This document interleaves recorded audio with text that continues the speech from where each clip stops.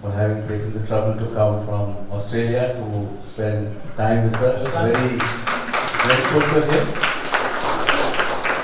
And the 2 days I've spent with him have been remarkable. So I'm sure he is going to transmit that excitement to all of you. And so we're really grateful to him. And grateful to Didi.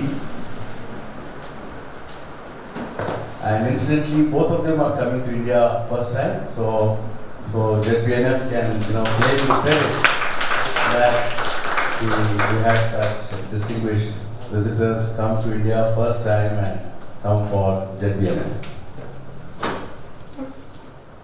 And a warm welcome to the FAO team, and Sophie, Sudhakar, Suzanne and Polly. And this is really, I think, Anne-Sophie has pulled off what I regard as something very remarkable. Thank you, Anne-Sophie. It's wonderful. This entire 1 week is going to be very productive and will also help us to shift into a next year of the program. I'm looking forward to this whole 1 week. And all of you should also know that Walter will be addressing the senior civil servants at the state level. The principal advisor to Chief Minister himself is going to participate in this session. And in Delhi, the Vice Chairman DTI has convened a meeting on 26th where senior policymakers from Government of India will have the benefit of listening to Walter. And the Ministry of Water Resources, they are not yet confirmed, but they'll have a separate session, a lecture by Walter in the Ministry of Water Resources. So this is on 26th. So it's really our privilege to actually listen to him first time. So over to Walter. Thank you very much. Hello everybody, thank you very much for having us. Dee and I, this is our first time in India and we really enjoyed, but actually we're really looking forward to a very good interactive discussion with all of you about what we've been doing, but how it applies in Andhra Pradesh and to our future. And really, I wanted to go through some of the background, what we're doing in terms of science and the ecology, regeneration of landscapes in Australia, globally, perhaps here in India, and really go through some of the technical background of why the processes, why things happen. And so I'll spend about sort of an hour or so talking about those different elements. But then really the biggest thing we would really value is your questions, and then we can have a lot of time both before lunch but even after lunch, and then to come back and to discuss and try to answer your questions. Right from the beginning, it's very important to say we don't have all the answers by any means, right? So it's not that it's all solved. Nature has solved it. She has got the solutions. And it's really up to us to look at nature, to see how nature has solved these problems, what can we learn from nature, and then how do we progressively take these natural safe solutions and make those applicable in our environments. The good news is, absolutely right from the outset, that there are solutions. We're going to have 10 billion people on this planet by 2050. That's the demography. And yes, we can feed 10 billion people. Yes, we can give you the water, the environments, the biodiversity, the cooling of the climate to have a habitable future for 10 billion plus into the future. Because it's not me saying that, there are natural systems that can deliver those outcomes. And the challenge that we have, and it is a very important challenge, what are we going to do to actually take those natural solutions, to learn, to ask questions, to refine better ways of doing things, and then use that natural lead to develop that regenerative agriculture, that regenerative biosystem that we all depend on. We all evolved on these biosystems, these ecosystems, and our whole everything, our sort of food, water, stability, everything depends on regenerating them. And we can do that, but it's just a question of we've got 10 years. 10 years before things collapse, get that serious, and then if that does collapse socially, then it's a very, very serious problem. So really it is now taking initiatives, taking innovations like zero budget natural farming, and really saying, right, these aren't just a new way of farming. No, this is a vehicle, this is a solution into the future. We have 10 years. How do we refine it? How do we multiply it? How do we extend it to secure that future? What Anne-Marie said, and Sophie said was absolutely right. Here is the UN, the FAO, the Sustainable Development Goals of the UN, and what we have to do to actually secure that. And the answer is zero budget natural farming, and these innovative regenerative agricultural systems can solve it. But we've got to start really focusing on making it happen. Now this morning we had very good discussions on some of the problems, like here is in a sense what's happened to Andhra Pradesh from the 1960s to where we are now, how we have actually lost that landscape. And basically we also saw in the global context from Anne-Sophie how that is happening everywhere. The aridification, the degradation, the climate extremes as a symptom of that degradation. And so our challenge now is how do we turn that around? Where are the practical solutions?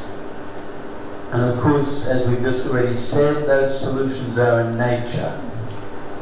And in a sense, nature started off in a very humble, simple way. If we go back when I was younger, about 4 billion years ago, 4.6 billion years ago, we had a supernova, a cloud of hydrogen gas which formed a new sun, and stardust.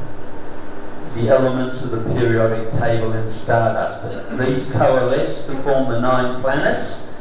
The bureaucrats have dropped Pluto off a planet, but it's still there, don't worry, it's just the bureaucrats haven't recognized it. Okay, and so we've got the 9 planets. And the third planet out from the sun, Earth, is in a sense our habitat. And then nature, over that last 4.6 billion years, has evolved exquisitely efficient systems to make it habitable.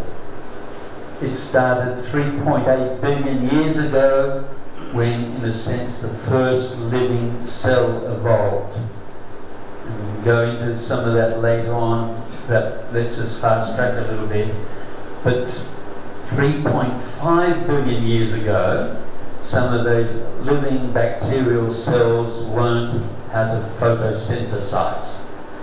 And what that involved is really a very nice, simple thing, because when you think of it, nature just had sunshine, CO2, water, nitrogen in the air, and stardust. That's all she had. That's all we've got. So how do we make that work to regenerate the planet, the hydrology, cool the planet, secure the future? And it's very simple, isn't it? Because nature simply took CO2 plus water, put in sunlight, and made carbohydrate. And of course produced oxygen as a waste product. To balance the equation, of course, we need 6 carbon dioxide and 6 water molecules. And that's really what photosynthesis is doing. It's really making biomass, it's making sugars, and really most 99.9% of life on Earth depends on this photosynthetic reaction from nature from 3.5 billion years ago, producing sugars, which then makes biomass and really builds everything. And this sugar is really stored, obviously as we can see it is stored sunlight, GHT, it's stored CO2, and it's stored water. We'll come into that stored water a little bit later, but that's all it is. It's just chemistry.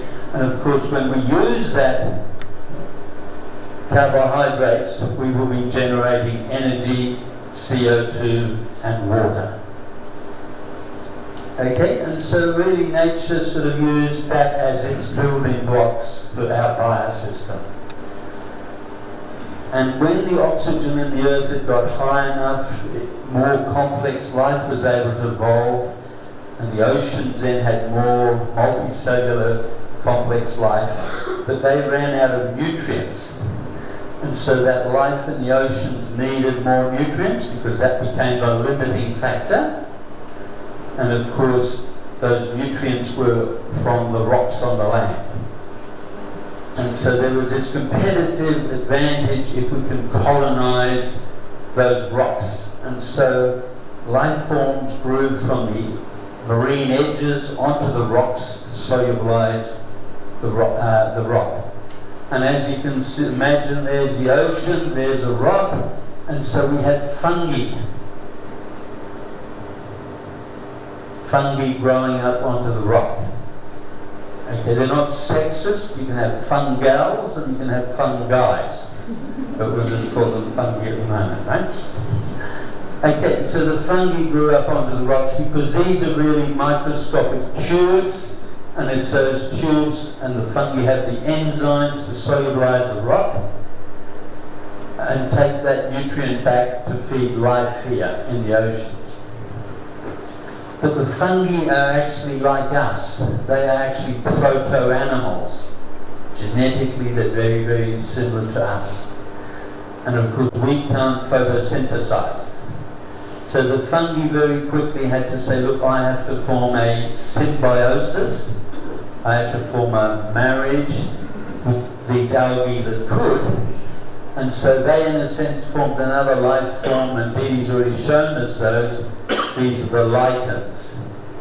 You see, and these are the lichens that then grow over rocks.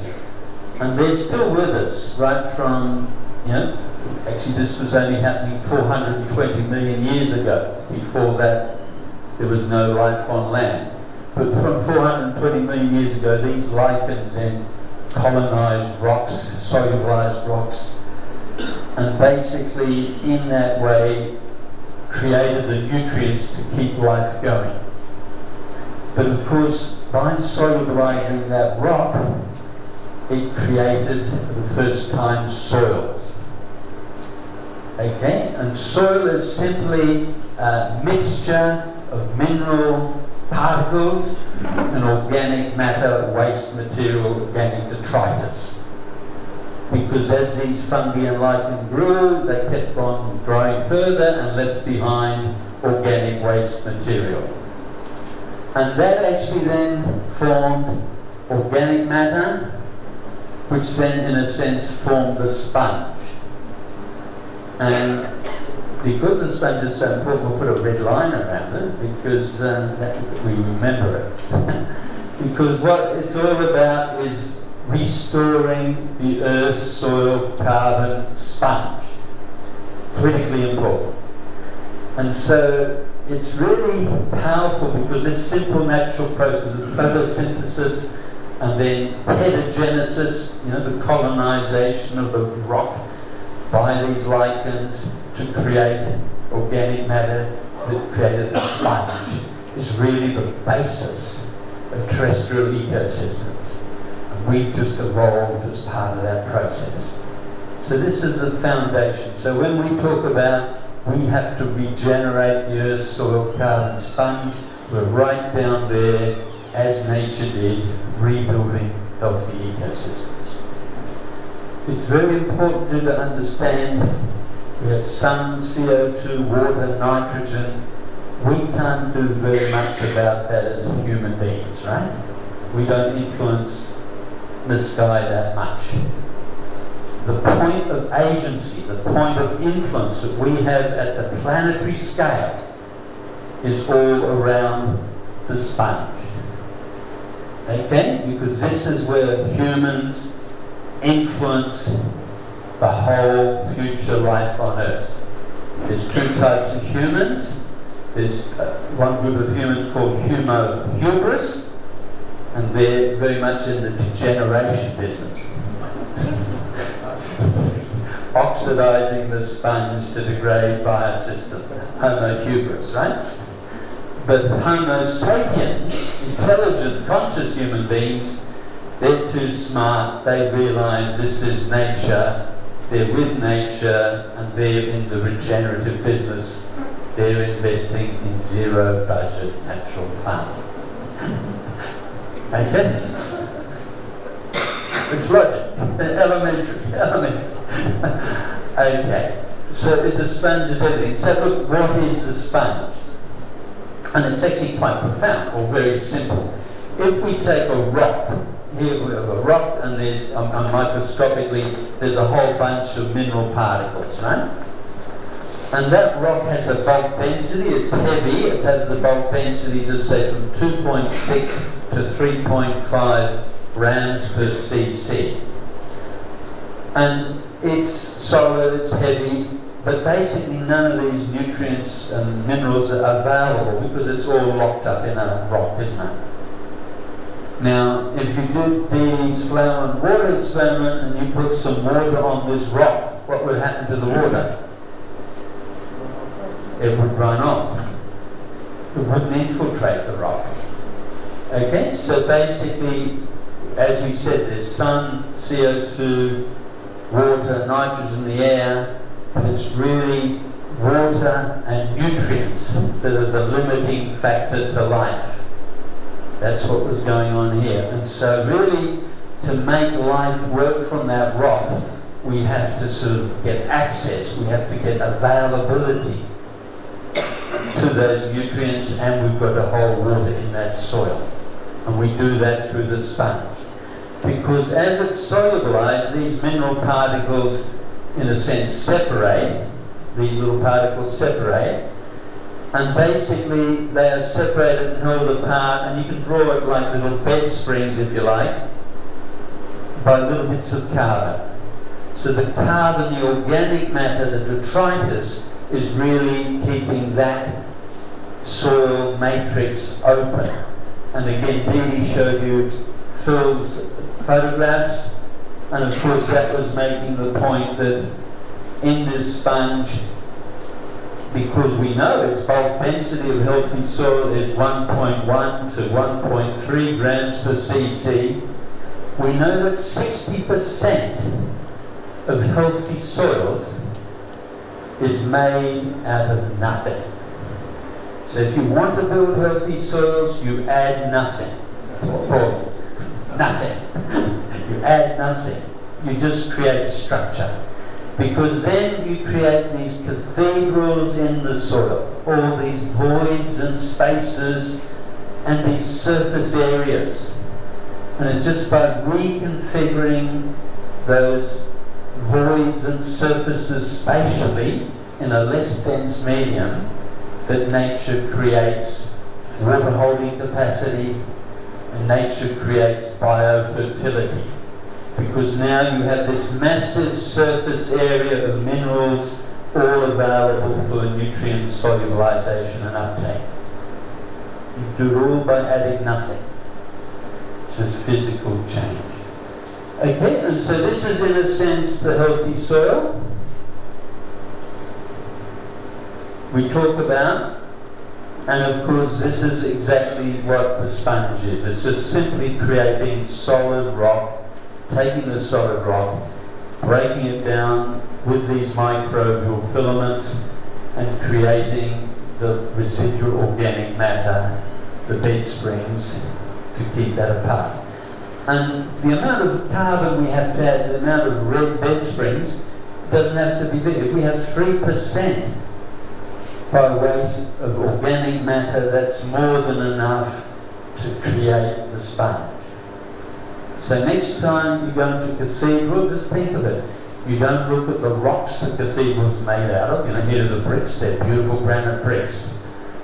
Vijay doesn't even look at the cement between the rocks that holds them together. But he looks at the spaces, the voids, the social capital, the habitat that is created. And so it is with a sponge. And really it's this sponge and creating that in our soil, that is our point of agency. That is where we humans can go from being Homo hybris to going to be Homo sapiens and regenerating the future. Okay? And so that's the very powerful message that we have to do. And it has a profound effect, because by creating this sponge, we can now infiltrate and retain moisture. Dee showed us a beautiful photograph. No, they weren't beautiful, they were horrible photographs. From Vermont to basically the flooding and the erosion and the damage because the water couldn't infiltrate. And it's actually quite profound. Now, these figures will vary a little bit, different parts of the world where you are, because different landscapes, different soils, different climates, but really only vary by several percent. But let's take the data from Australia, where we've done this study in quite detail. We'll go here, and see that we look at that. If we have 100 raindrops,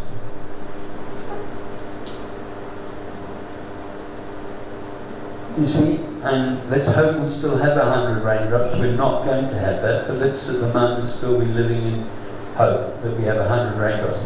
The issue isn't that we get 100 raindrops. The critical issue is what happens to those 100 raindrops every time they fall. And we had this sort of people in the field showing us the diagrams to say, yes, we got 40 millimeters of rain in July, we've got another 60 millimeters in September. It isn't that we got 60 millimeters in September, but what happened to every one of those raindrops from the 60 millimeters? And of course we know, logically, that 99 out of 100 raindrops obviously fall on soil, because it comes from the air and falls on the landscape. This is the rain falling on the land. Obviously also falls over the ocean, but the figures are different there. 99 drops fall on the soil, but rarely do more than 12 drops end up in streams and rivers. Okay, if you've got a concreted catchment, you'll get more, but very rarely in nature more than 12. And very rarely can we hold more than 2 in our dams. Okay, so all our investment in dams globally, and since the Second World War, the World Bank has invested, Asia Development Bank has invested in building over 50,000 large dams. UN knows all about it. 50,000 large, 3,000 to 10,000 gigaliter, billion litre dams. And they're all drying, they're all silting, and they're all just sort of basically saying, look, we have water, but it's only useful where and when those dams are, because water is extremely expensive to move around as liquid water. It's so heavy. Okay, but out of 100 raindrops, we've got 2 in our dams. And at the moment, those 2 drops out of dams really drive all our hydrology, our industrial hydrology globally. Of those, 70% is used in farming, 20% is used in industry, and you'll be surprised to know, perhaps not, but a lot of that is to generate power, for electrical cooling stations and what have you. And perhaps 10% is used domestic. Okay? And so we are now put a society which is in an acute water crisis. Mark Twain said it in 1890. Whiskey is for drinking, water is for fighting over. And we now, 100 years later, 120 years later, say that was a very wise man. Right, but wise. Okay? Because it is water that is going to be the critical limiting factor globally. And at the moment we're relying on those 2 drops out of 100. And of course we're using it that, and we have no question that it's industry and domestic water use that will pay more, will be more essential. And of course, guess what? Who gets it in the neck? It will be farming that will lose out. Okay? So your chance as we get into water crises that agriculture, even irrigated agriculture, will have access to water is getting more and more delusional. In Australia, we've sort of created derivatives, entitlements, so people can buy entitlements to water on a virtual marketplace. And of course, they sell lots of entitlements. They sell 10 times more entitlements than there is water in the dry land. And of course, it's all delusional. It's just a derivative Ponzi scheme. And so farming has to really get very, very, very clever very quickly. How do we look at water in a much more strategic, reliable, secure way? And that's where zero budget natural farming comes in, logically, isn't it? Because we still have, if we take those 14, we still have 86 drops here. Okay, 14 have gone down there in our streams and our dams. We've got 86 drops out of 100 still there. So the question is, what happens to those? And as Jehne has shown us at the moment, about 30 to 40 are used in transpiration. And about 50 drops are, in a sense, runoff and evaporation.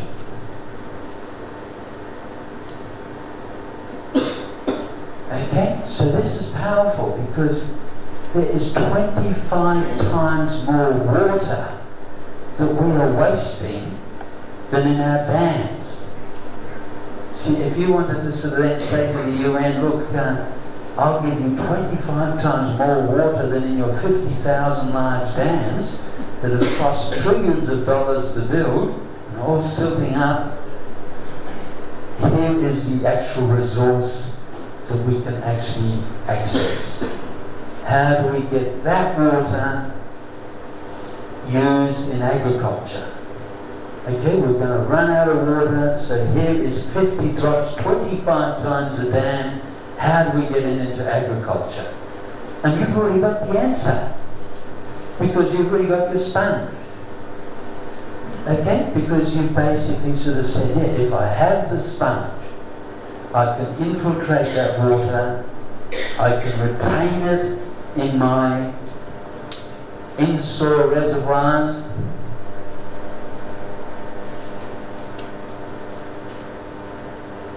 Okay, so these become your natural capital resources. You know, this is the really big message. How are we in Andhra Pradesh restoring our in-soil reservoirs?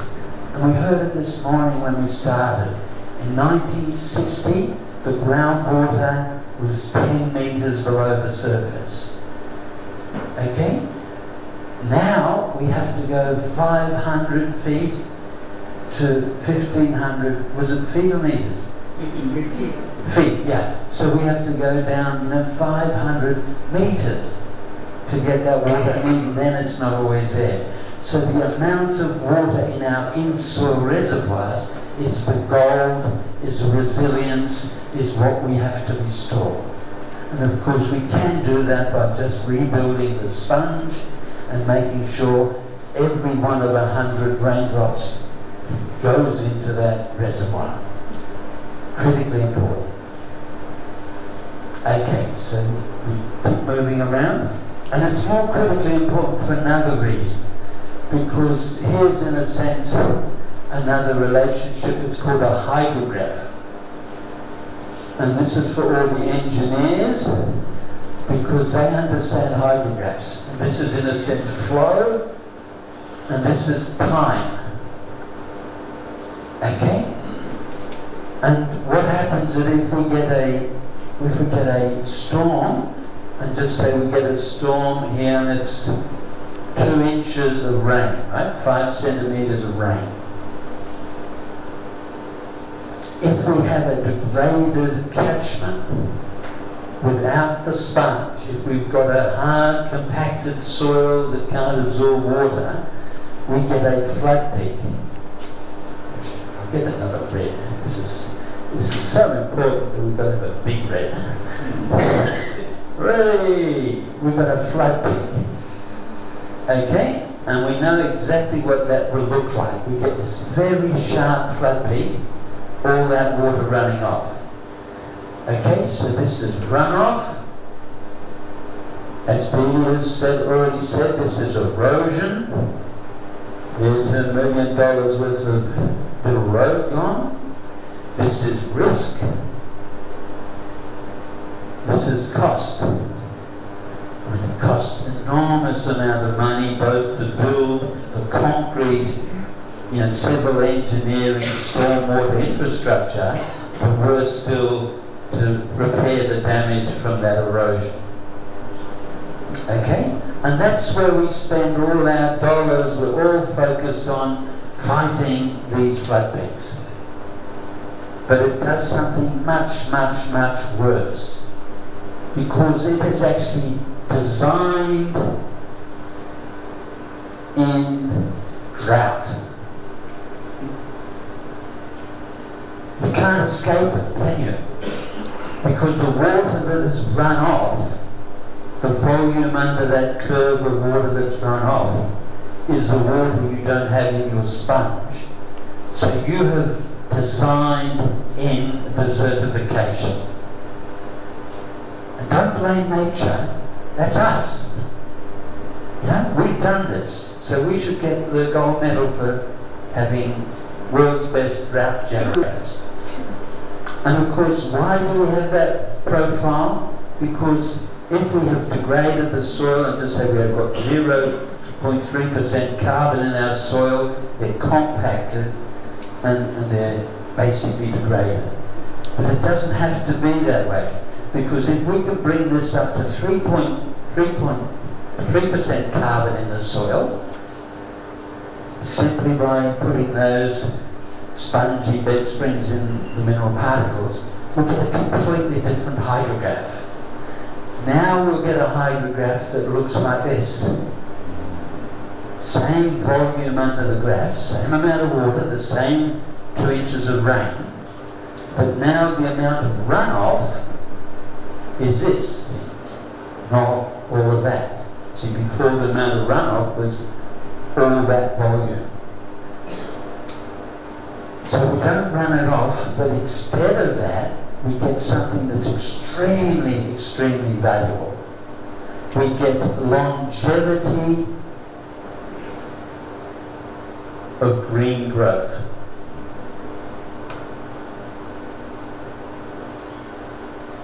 Okay? Longevity of green growth. The capacity for plants to produce food, to produce more carbon, to produce resilience, to produce productivity, to keep economies and societies viable. And all we've done is we've increased the soil carbon from 0.3 to 3%. Just as nature did. All we've done is move some of this organic matter into this rock to make the sponge. Okay? And it's that's really the basis again.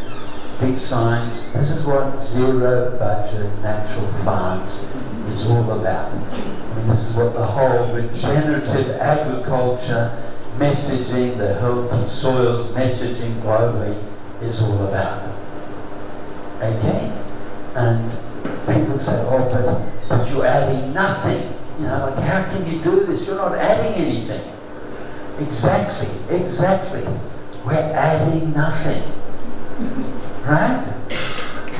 They only despair that you're adding nothing because you're not sending them an invoice for it. If you sent them a big invoice, they'd have something to complain about. But because VJ isn't sending them invoices, they say, hey, this can't work because there's nothing there. So we need an economist. Have we got an economist in the room? That can we can write invoices to VJ, can't we? Yeah. Good stuff. Okay, so that's the simple message, right? It's this longevity of green. This is very important because, see, now we've got 2 inches of rain, and this might be sort of 200 days that we've got growth on there. Whereas before, we had basically, 10 days of growth from that flood event. The difference between 10 days and 200 days is 20-fold. 20-fold is 2,000%. I was a young scientist in the 60s, 70s, and if we could get a 30% growth response, we'd put on a clean white lab coat, get a clipboard, and queue up for a Nobel Prize. Here we've got 2,000%. And he's not even sending you an invoice. Okay, so zero budget natural farming, regenerative agriculture, rebuilding healthy soils. It's all about the 100 drops. It's all about flat peat management, and it's all about building productivity, resilience, natural capital. But this is not just natural capital green growth, this is social equity, this is social empowerment, this is social health. And so VUN, the thing that they're worried about is a very harsh reality from the Arab Spring. And the message that came down, there are 7 missed meals between social stability and chaos. 7 missed meals, social stability and chaos. And that was the lesson in 2008 Arab Spring. And all the social controls and police states can't stop that chaos if there's no food. So this is social capital, this is social resilience, this is social stability. Absolutely important. We're going to have 10 billion people on this planet by 2050. 8 billion of those will be in cities, concentrated into cities, and they will need resilient, reliable, secure food equity, which can only come from longevity of green, from sponges, from zero budget natural farming and other regenerative agriculture processes. So we can have a debate about it if, like it's too good to be poorly, it's too good to be true, there's no addings, so it can't be working, can it? You're smiling. Just one point, you mentioned that 99 drop, and you said because of climate change. Right. It's also possible that... No, actually, okay. Right. 70, can you just clarify? No, okay, yes, that's dangerous country. No, look, okay, absolutely. We are going to, with climate change, you're ready for this because it's a bit scary, we're going to get 70 drops. Okay, what's happened, and it's real, and all the meteorologists, science, we don't have any arguments. Policy people still say climate change isn't real because America upstairs doesn't agree with it yet. But the point is that we're going to get 70 drops because what's happened is that a lot of climate belts have moved further to the poles, so where we used to get reliable Mediterranean climate rain, for example, California is a case in point. It's now southwest US aridifying, Central Valley, California, that produces 40% of the US green food that is consumed. is aridifying, is desertifying. It doesn't have the snow melt anymore. They too have drained all their aquifers, so they're down to the last 10% of the aquifers, and the whole Central Valley risks becoming a dust bowl, but a toxic dust bowl because of the amount of biocides they use. And what was it, 2 years ago, we more or less sort of put up a proposition, can we rehydrate California? And that's been it's amazing, it's just the audacity of a little group from Vermont sort of asking the questions has created all sorts of bubbles and things like that. And so now, again, we're going back, workshops in California, can we rehydrate California? But the same thing is happening in Australia. We are aridifying, and we are basically saying we have to live off 70 raindrops. And the whole Mediterranean climate is exactly in the same position. We'll come into India, like northwest India, Rajasthan, but even down here, it's all happening. So can we live with 70 drops? Question mark. And of course it all depends on, can we make sure that, okay, if we've only got, well, there'll be less transpiration, but if we've only got a potential of 30 drops, then it's desperately important that we have our sponge, desperately important that we avoid that. But on the outside, but we'll talk about that later, on the outside, can we give you 120 drops? I'll put 3 question marks behind that. See, can we give you 120 drops? Because if we do regenerate our biosystems, is there extra water that we can harvest? Is there extra water that we can conserve? Can we rehydrate landscapes? Okay, the message is yes, we can, but we have to go through the other lessons before we get to the touching of that. No, but that becomes a potential, because when we then say, look, we have zero budget natural farming, we have strategies how by regenerating those biosystems, by regenerating those agroforests, are there ways that nature harvests? We know that she can because, hey, here was arid, dry rock, and she built rainforests on those dry rocks.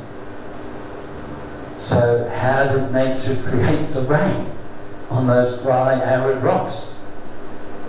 Can we regenerate? Can we get back to 120 drops? But before we do that, we have to talk about how do we build the sponge? Because it's very easy to talk about, the sponge is important, but really, how do we build the sponge? So not that photosynthesis doesn't matter, but we're going to need space on the whiteboard. We'll come back to photosynthesis and do a bit extra. Paul went for a run this morning, I didn't, so this is my exercise. Way that it can be done. And it's very simple, totally foolproof, total safe, and it's as simple as A, B, and C.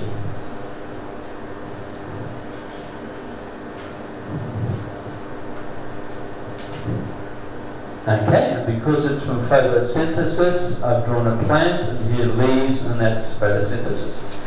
And of course it's still driven exactly by photosynthesis. Here's the sun, CO2, water and nitrogen from up above. But it's all about the business end of underground, managing soils, managing sponges. We'll come to that. And in a sense, you build the sponge by A, B, and C. And the first thing you do is, in a sense, agriculture. And you do what agriculture does very well, you maximize photosynthesis, right? Again, you maximize plant growth. We do that. We humans, we're above here, we live above the ground, we like more, and so we're good at getting more growth. That's what everything's been about. And so it's the same story. We're maximizing the production of carbohydrates, C6H12O6. But really what's important isn't this is what we do.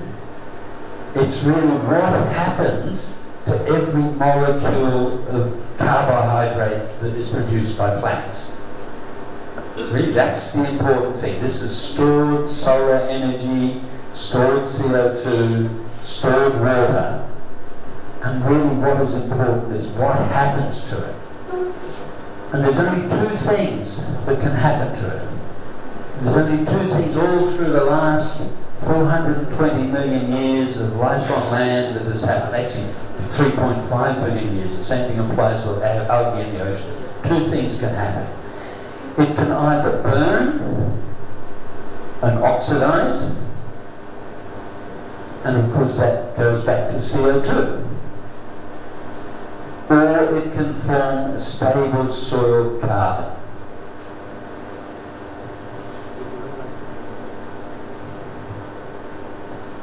Okay? It's either B or C, and that's really the cardinal question. And of course it's we, in our farming, that govern B and C. As I said before, we have agency in this whole planet, the whole life. We have one point of agency, B-C ratios. How much are we putting into B? Because if we put most of our stuff into B, we put it all back up into CO2, it increases, and the land goes back to desert. Dry rock. So that's B oxidation. We can burn off all the carbon, we can burn off all the little red bed springs, and get rid of the nothing in the soil, and get back to concrete attachment, which gives us this hydrograph, and we end up with a desert. And of course, we've been trying to maximize A, and of course we have taken, again, this attitude, we've got to do that by adding things. Okay, we maximize A by adding. So we've more or less been in this game here, we're adding fertilizer, we're adding cultivation, we're adding biocides to kill things we don't want, we're irrigating, we're leaving things as bare fallow. Remember VJ said we've got 25% green, 75% red in Andhra Pradesh. So 75% of the time we're working in this space, desert. Right? And of course to get that we are clearing the land, and of course we're burning that land and that biomass, right? And all of those things, of course, are taking carbon out of the soil, putting it up there, and accelerating desertification, killing the sponge. Okay? We are losing globally, on average, and so these figures again, UN figures, UNEP, 5 to 10 tons of carbon per hectare per annum going up into CO2. And of course that's the key driver historically of CO2 going up to 410 parts per million. Recently fossil fuels have added a lot, but originally it started in 1750 and we only started using mass fossil fuels in 1950. So basically for 200 years it was this oxidation of land that was driving most of the CO2 increase as its symptom. Okay? And we were then oxidizing that, and of course in that process we were desertifying it. And of course we were doing it to try and maximize A. Right? Because the whole pursuit was to maximize A by having this more-on agriculture. You spell that M-O-R-E-O-N. Don't spell it wrong, people get upset. Okay? And so basically, this is in a sense what the industrial agricultural model has been all about.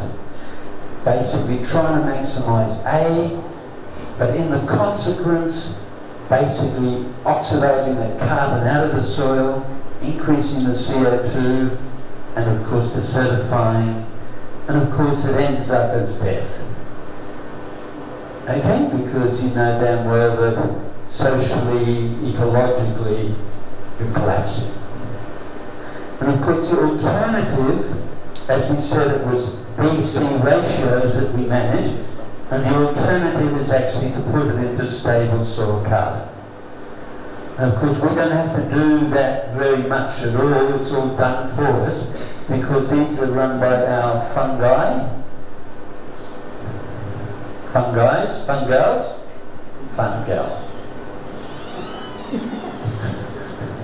Okay? These are all run by our fungi, and of course different fungi doing different things, and the higher basidium mosses, they make your humus, and then your vesicular vascular mycorrhizae, they make a lot of glomalin, and actually we can even be up above the ground, and there's a whole lot of things. We talked about them yesterday, these mobile compost heaps.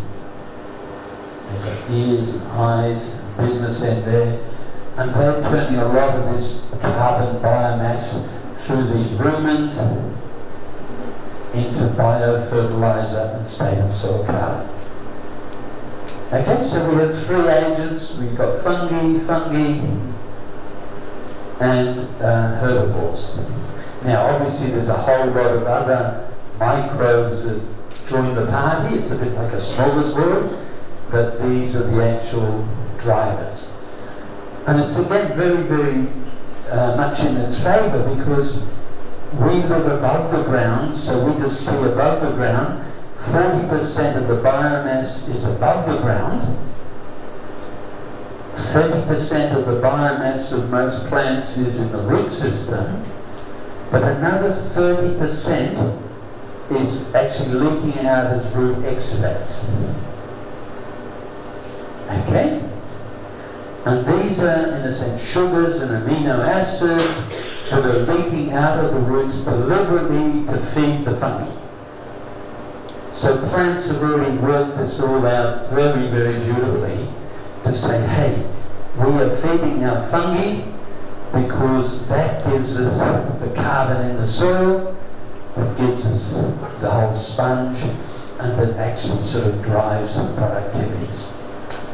Now, one thing in nature you've got, well, you don't have a nature, and you have a niche, a void. And nature doesn't have voids, right? It always fills up. So we've got another space to fill out here, so we better have a D, which we'll call dividends. Okay? Because when you increase soil carbon, you end up with a whole lot of positive feedback loops, positive multiplier processes. For every gram of carbon you put in the soil, you get 8 grams of extra water holding capacity simply in the matrix and the voids and the nothing in the soil itself. In fact, it's more than 8, but let's just keep it extremely conservative because it's actually 8 that's in the organic matter matrix. But if you've got a lot of voids, it can hold a lot more, right? But see what I'm saying? You're getting this positive feedback multiplier. 1 gram gives you 8 grams of extra water holding capacity. Every gram of carbon you put in your soil massively increases, again, I'm keeping fit poorly, massively increases the surface area, and it's these surface areas which is where all your essential nutrients are from the minerals, and so you're massively increasing the availability of nutrient surfaces for uptake. So you basically can have up to a 3,000-fold, again I'll give you all the science if we go to it, 3,000-fold increase in cation exchange capacity, the ability to make nutrients in that soil available, but you haven't added any nutrients. All you've done is you've taken nutrients that would be otherwise locked up on iron, aluminium, oxide, mineral particles, as you have in your soils here, and you just made them available because of this organic process. Every gram of carbon you put into that soil massively increases its rootability. You know, the capacity for roots to proliferate into a depth and throughout that soil. So instead of growing crops on 15 centimetres, 6 inches of topsoil, and then you've got hard pans, you're growing roots down to 1 metre and 1.5 metres. Yesterday morning, we went to a wonderful cover crop, mixed cover crop sort of demonstration. It was sown before the rains. It was 2 metres high, mixed cover crop of millets and legumes, and it was wonderful. And again, we were talking there, and we sort of said, how deep would the roots be? And they'd be 1.5 metres on that stuff, compared to what we would normally, or perhaps get to 20 centimetres. So think of the volume of soil mineral. You see, think of the volume of soil mineral, the volume of soil moisture, if you've gone from 20 centimetres to 2 metres soil volume utilisation. Profound. Productivity, resilience, natural capital, healthy communities. Every gram of carbon we put into the soil is, of course, substrate. Okay? A substrate for the microbial ecology. So these microbes, so that's food. So all the time you're driving more fungal processes, you're driving more soil sponge formation. So again, these positive multiplier effects are profound.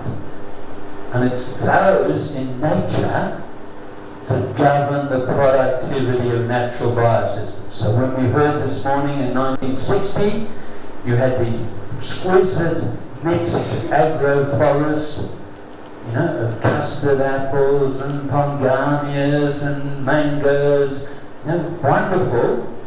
They were all using, 3-4 metres of soil in, all this cycling profoundly. And of course that was where productivity was, because you were maximising this whole D, because you were turning most of that A into C. You don't, I mean, you can always burn some because you need some CO2 for plants to grow. So it's, you're not purist, but you make sure that your B-C ratio is balanced on the C side. Now this is now really profound now, because nature used D to drive A. Do you understand? Nature didn't have to have any more ones. It just drove productivity through A. And so zero budget natural farming is, in a sense, building soil health, building these dividends, and using them to drive productivity. But it doesn't need, it's negated the need for all of that stuff. So then they say it can't work because you're not adding anything. Okay? And it's unfair because you're not in debt.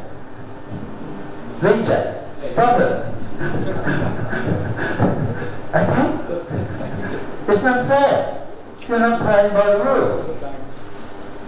Okay? And so basically nature works, D drives A, and D negates the need for B. Okay, or at least minimises B. There's nothing wrong with having some CO2, of course, as we said. But it's a whole, just getting smart, just working with nature. It's as simple as A, B, C. These come automatically. You can't avoid them. But you need to get the economists to write invoices so that we can really value these natural capital dividends. That's a big task. Because if it's not on an economic invoice, there's nothing to send to Anne Sophie at the UN to say, look, here are the benefits, here are the metrics, this is the value. Okay. And in a sense, That's the story of, in a sense, what we've been doing, isn't it? Because instead of being in this space, the duster, we can get rid of petagenesis. Because instead of being in this space, what have we been doing? What's been the whole game that we've been playing for the last 50, 60, 70 years? Because what we had is we had a plant. Again, same little plant, ABC, we had a plant. And we were in the 1960s, I was starting off as a young graduate, I was very much involved with CSIRO, Division of Tropical Crops and Pastures. My brief from the funding from the Reserve Bank of Australia was how do we increase the productivity of tropical savanna pastures. We've got about 400 million hectares in Australia, and how do we put a legume into those pastures to lift their whole sustainable productivity? We were working with Stylosanthes from the Caribbean, so how do we get the legume for the tropics? And of course, to do that, I needed phosphorus as a nutrition, and so can I use mycorrhizal fungi to increase that phosphorus? So there's all wonderful green revolution stuff. Okay, so we had a plan. So what did we do? We sort of said, hey, we can play around with the genetics, and we can basically have a plant, and we can draw, I mean, it's a dwarf plant, but now it's got 5 leaves, not 3. And what we can do is actually, if we harvest biomass from the stem and from the roots, and we can put more in the harvest index, which is the index of the grain or what we see as productive yield, then we can, by cannibalizing the roots and cannibalizing or shortening the stem, growth genetics, selection, we have the green revolution. You see, and this is all very good.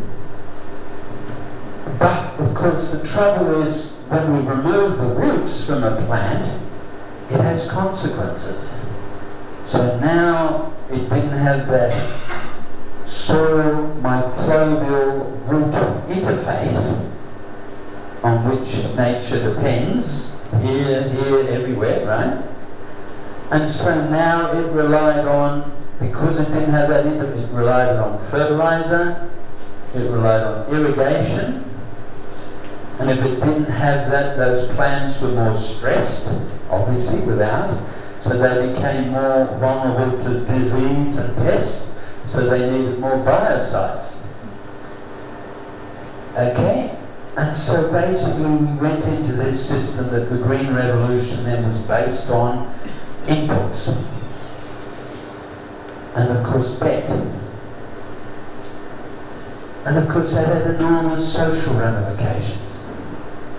Okay, massive social, because now we were industrializing what had been nature. Yeah, we've got we've got a 30-40% increase in yield, but at the expense of these inputs.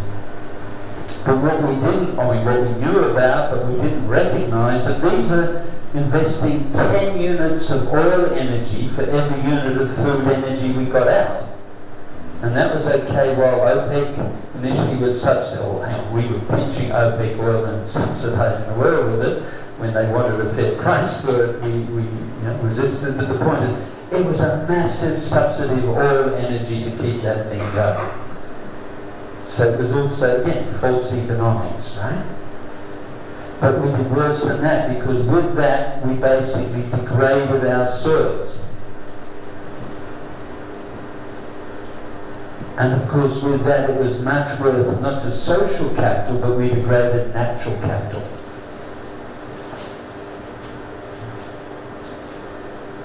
And in a sense, that was again externalized. We didn't do the accounting for natural capital. Not just out of that, but we, Homo hubris, in the last 8,000 years, have created 5 billion hectares of man-made desert and wasteland on this planet. There are only 14 billion hectares of ice-free land on this planet. They're not making any more of it. It's going under with sea level rise, some of it. 5 billion hectares, 40% of the land surface we've created man-made desert and wasteland. United Nations Commission for Combating Desertification has been crying about it since Stockholm in 1972. Okay? And these are the natural capital and the social capital cost. And of course we've now come around and have got another crisis on our hand because now we have climate change. Okay? And as we were saying, we're now ending up with 70 drops. 70 drops on concreted catchments. What does 70 drops on concreted catchments give us? Runoff, erosion, desiccation, deserts, death. Okay? So we are now in this sort of spiral, right? Because you can see this in a sense as a spiral, can't you? And so we need a solution. We need to understand, as Anne-Sophie sort of said this morning, we need to go and really redesign a much smarter, sharper agricultural strategy. You know, that looks at social capital, that doesn't have all these inputs, that doesn't degrade the natural capital, that is able to take the 70 drops and be viable, and actually gives equity and social futures. And again, we then come to, I don't know, we'll make it green. Zero budget natural farming, right? Or regenerative agriculture. We've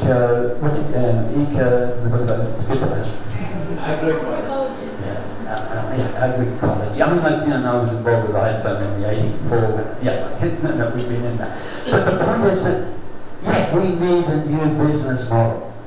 And we heard that yesterday because we were at that meeting with all those innovative groups of women farmers, and they were running exquisite local action groups with own finance and stuff like that. And their answer was, look, this business model, even if we're really running it in a very tight way, isn't working.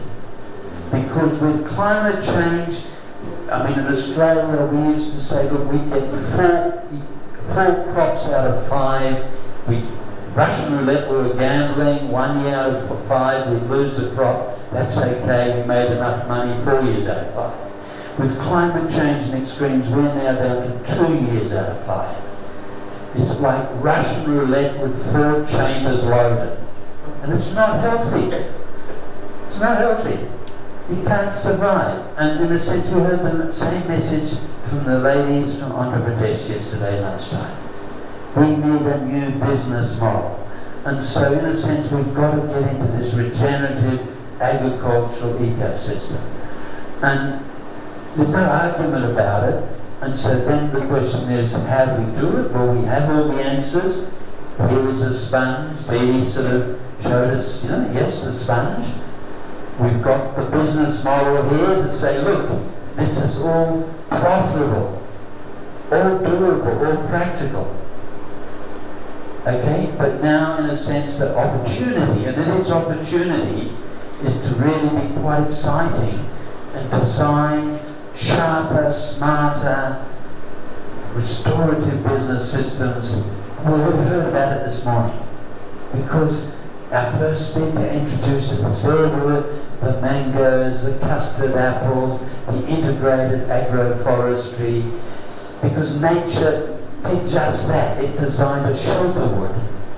In these savanna habitats, a savanna is scattered trees and have a profound effect in shading and cooling and rehydrating and re-maintaining the life of those landscapes. Okay, so we go now to zero budget natural farming, and we have a redesign global agriculture. Now, don't get me wrong, no one's wanting to upset anybody or have a revolution or anything like that. People can go on doing what they want to do, and if they want to be into more on agriculture, that's okay. It's okay, because It's really the innovators who want to go forward, okay, because these changes take time. We have to start with the innovators, we have to build the lifeboats, we have to demonstrate the viability, the scientific veracity of these things. Yes, we can. All the science is there, all the economics there, but change takes time. Change never happens from the status quo. The language doesn't even allow it. The status quo is not innovation, it's a different thing. So innovation is always from those isolated leaders, the mavericks, the wackos. Enjoy it. It's a badge of honor. You know, it's like a sponge, right? Just be happy with it. Okay? So really we need a global redesign of agriculture. And when we do that, we can dream, can't we? Because dreaming and passion is important. Dreaming is important. Utopia. No, reality. Dreaming, I mean, we're making it work here. No, you don't. So let's go to 100 drops, 120 drops, because Vito was dreaming about 120 drops earlier. And the answer is yes, we can. You know, Barack Obama, Kenny's president, one pass removed, said that. Yes, we can. Do you know that there is 50,000 parts per million of water in the air above us at the moment? 50 centimetres of water flowing continually over all the deserts of this planet. You could drown in it. Okay? And of course, we get these, I'm a scientist, we get these little tin cans, we call them rain gauges, we put them everywhere, and every morning at 6 o'clock in the morning we go out and look in our tin can and write a 0 in our data sheet. Nowadays they've got electronic voice, so they don't have to waste the labour. But the point is that, you see, it never appears in the rain gauge. But we were standing at yesterday morning, there was a mixed cover crop 2 metres high, and we knew that every gram of biomass in that crop, which was 15 to 20 tonnes of biomass above ground per hectare, we knew that every gram needed 1,000 mils of water to produce that gram. That's simple biochemistry, photosynthesis, right? So where did that water come from? It hadn't rained.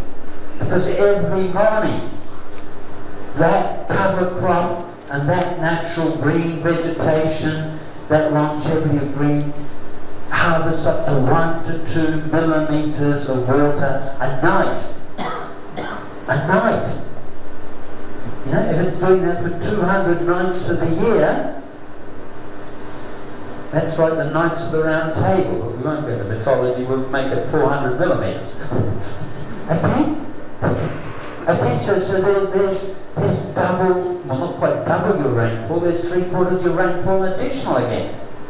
If you're getting, you know, 550 millimetres, there's 400 through harvesting.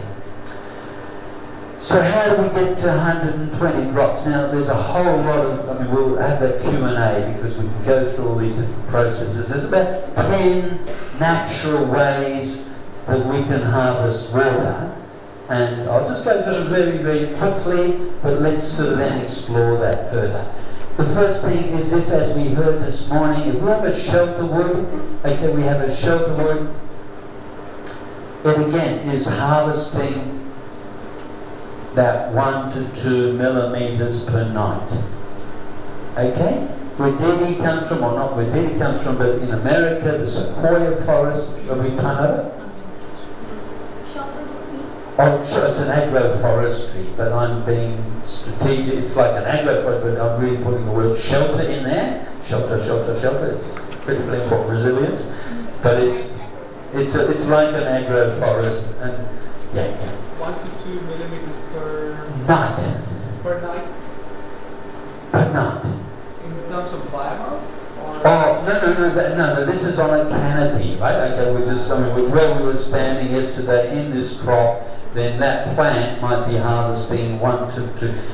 Okay, and so no, we haven't measured it. Well, yeah, we can extrapolate it to say there's 400 millimetres extra per hectare per annum, right? But basically, yes, we've got that much per plant. We have got experiments. Phil did these, our colleague Phil gave you the other stuff. Basically, look, if we had even fleabane, which is a weed in our desert, okay, this is the Australian, Western Australia, it's bloody dry, right? It's very hard country. And he's got 17% moisture content under the fleabane. Out here in the bare desert, he's got 3% moisture content.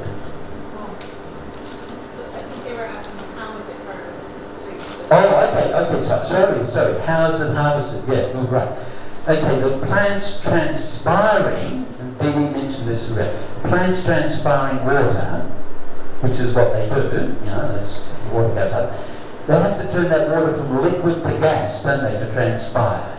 And to turn 1 gram of liquid water into water vapor, it needs 590 calories of heat energy to make that gas transfer. Okay, the latent heat of vaporization, 590, varies plus or minus depending on the temperature of the water, when you start, but 590 calories per gram of water transpired. That heat, that 590 calories, has to come from that surface. It cools the surface, it cools the leaves, right? Those leaves are then able to, at night time, because they're cooler all the time, condensation surfaces. That humidity, the temperature drops, it's more prone to condensation, those cooler leaves already harvesting. That's passive. But some of our leaves, like in the desert, on salt bushes and stuff, they also have salt in their leaves, and then they become hygroscopically absorptive. So they're, in a sense, well, that's another one, and hygroscopic, we're jumping the gun. So this is then the hygroscopic. Okay, so like if you had salt on a plate out in the humidity, it goes gluggy, doesn't it? It absorbs water. And the same thing happens here. So we've got this shelter wood, condensation, hygroscopic harvesting of water. The shelter woods also do another thing, of course, they're incredibly important in shading and also decreasing wind speed. Okay? So that's what a shelter would, and so B was really the important thing. You see, you have shelter, and the really powerful thing it does, it stops the wind speed at the surface. Because it's the wind speed at the surface, it's gone, hasn't it? Because that's what kills, we took the 100 drops away. No. Okay, here we are. That kills the evaporation.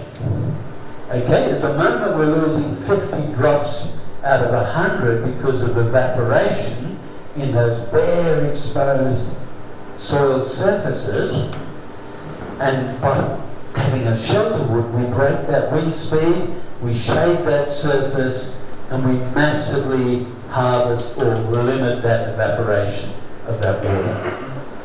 Okay? So enormously important from that point of view.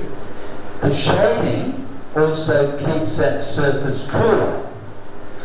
And this is again a very profound, there's a whole lot of physics here and really quite interesting. And Debbie showed some of that. So if you have a surface and you've got a protected surface with green grass and it's got a sponge and it's sort of basically got water transpiring, And this green, healthy pasture, woodland forest rarely gets above 20 degrees centigrade, right? Because it's always cooling through this latent heat transfer mechanism and the shading, right? And of course we've got, she's up here, this is the sun beating down. But where we have a bare, dry, red landscape, this is green, this is VJ's green-red landscape comparison. In Australia, and it would be the same in Rajasthan, In Australia, this can get greater than 70 degrees centigrade. It's not always 70 degrees, but it's mostly above 50 degrees centigrade, a bare surface. Okay, and there's a very, very absolute rule of physics.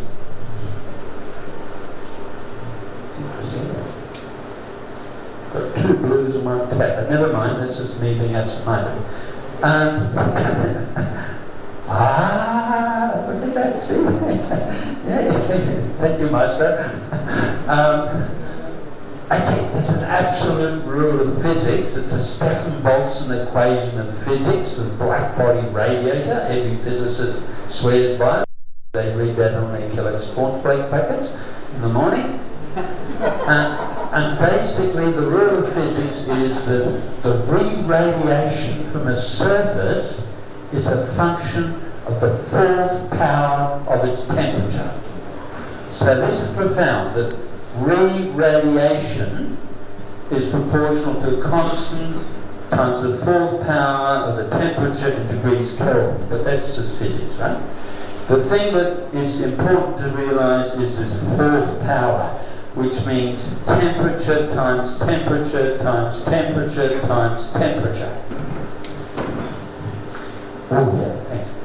And that's really critical, because the difference between 20 degrees and 70 degrees is profound in how much heat is re-radiated from that soil. So this is really massively re-radiating heat from that soil, right? Massively compared to this thing. So your red country is a completely different physical heat engine compared to your green country. Now, you've never been told this, but the greenhouse effect, both natural and artificial or man-induced, the greenhouse effect is a question of the re-radiation times the percentage absorbed by gases, and 80% of the gases are water vapor, and 11% are CO2, and about 9% are methane and other gases, right? Okay, so again, physics. The greenhouse heating effect is governed by the percentage of that re-radiation which is absorbed by these gas molecules in the air. Okay? And we've, in a sense, just said, look, Vijay can turn down the greenhouse effect massively by keeping his country green.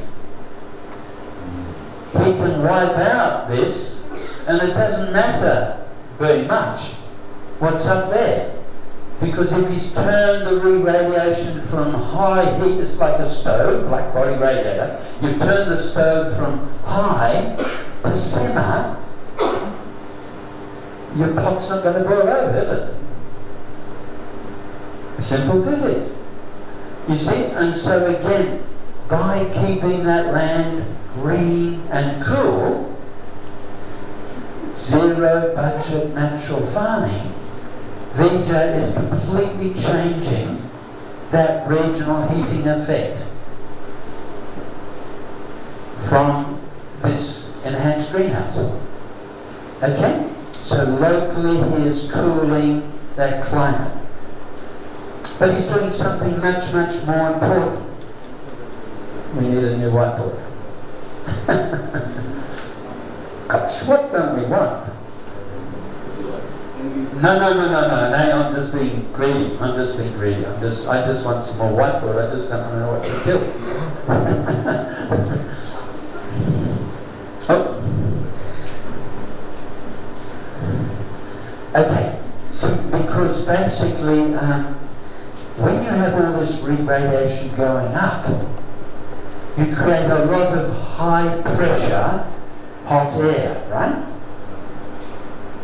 And if you have now a country like India, Sri Lanka, up there, you see, and if you have Rajasthan and a whole lot of desert generating this high high pressure hot air, you create a high pressure heat dome over that area, right? And here we are in Andhra Pradesh, and it's in a rain shadow. And if you put Andhra Pradesh again under bare red country, you are going to create again a high pressure heat dome. And these are very bad things, because low pressure moist air from the oceans, low pressure moist air can't flow into high pressure air. It goes the other way. High pressure flows out into low pressure. So these aridify, these desertify, these kill monsoons. Who relies on monsoons? Hands up who likes monsoons. You see?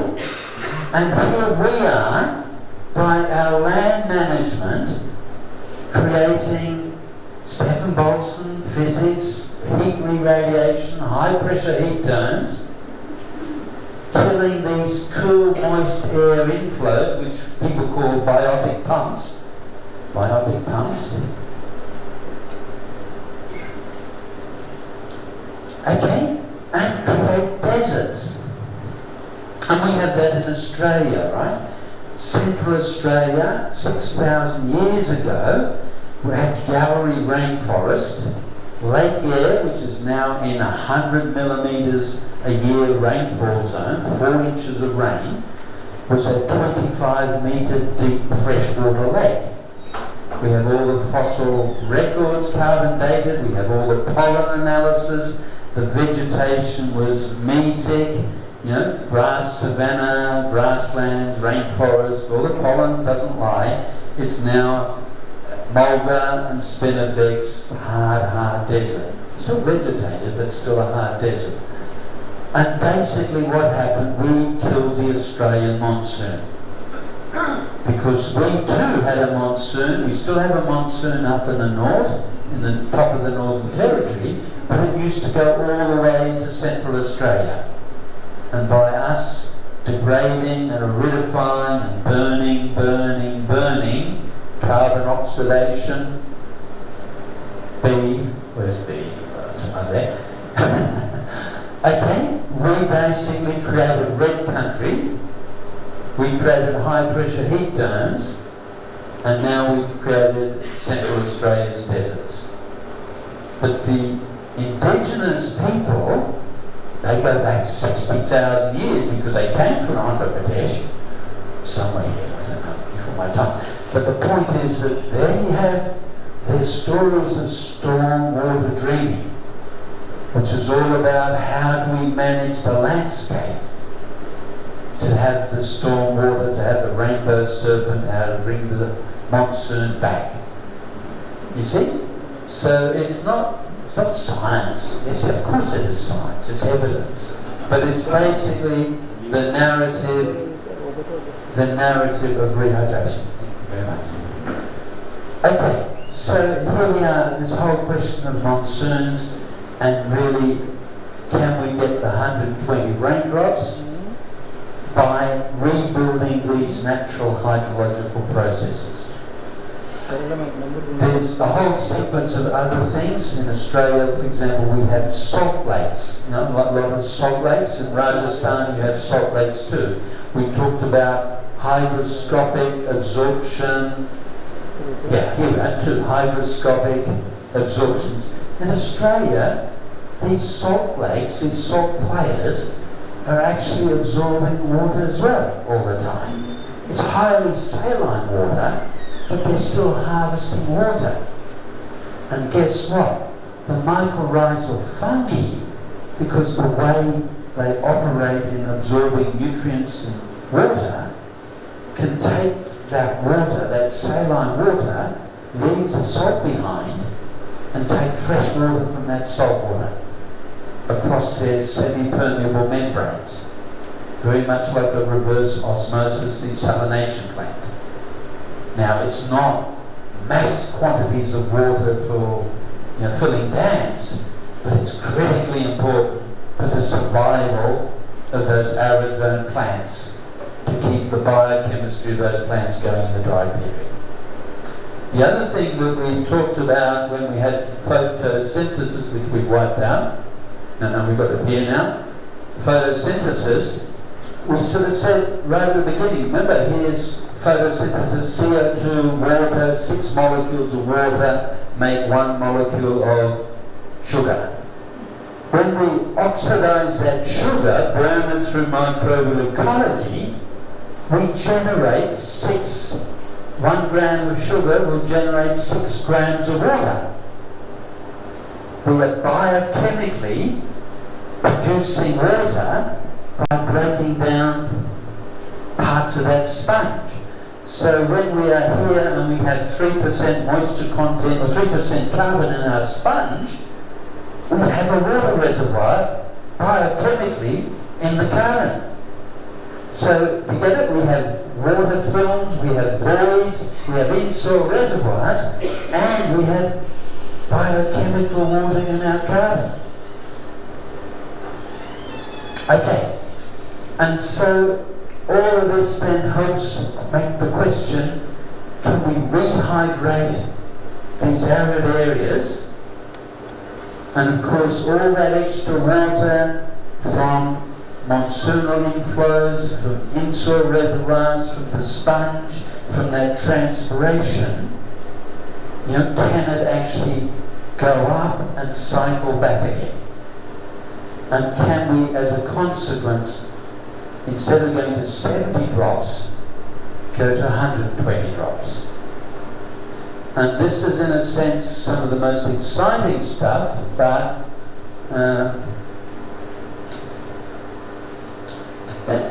also there's things, details, it's no question we know all about it, it's actually confirmed, but there's details of process and mechanisms and applying that we need to sort of work a bit more on. Okay, so what we have is, in a sense, forests, because of the sponge and in-soil reservoirs, and as we know, these are transpiring water. Okay? And of course that water, it's not just a one-way process, it's part of a cycle. And that water will condense and it'll form humid hazes up here, and actually they're quite important but damaging, because they basically end up with these persistent humid hazes that are extremely dangerous actually, because now we have a humid, 90% humidity haze over basically all the country from Cairo to Beijing for most of the year, keeping humidities very high but also preventing that water from precipitating. But let's not get into the humid hazes or the physics. There's a lot of physics there, but then is, in a sense, how do we have these humid hazes, and how do we cycle that water more quickly?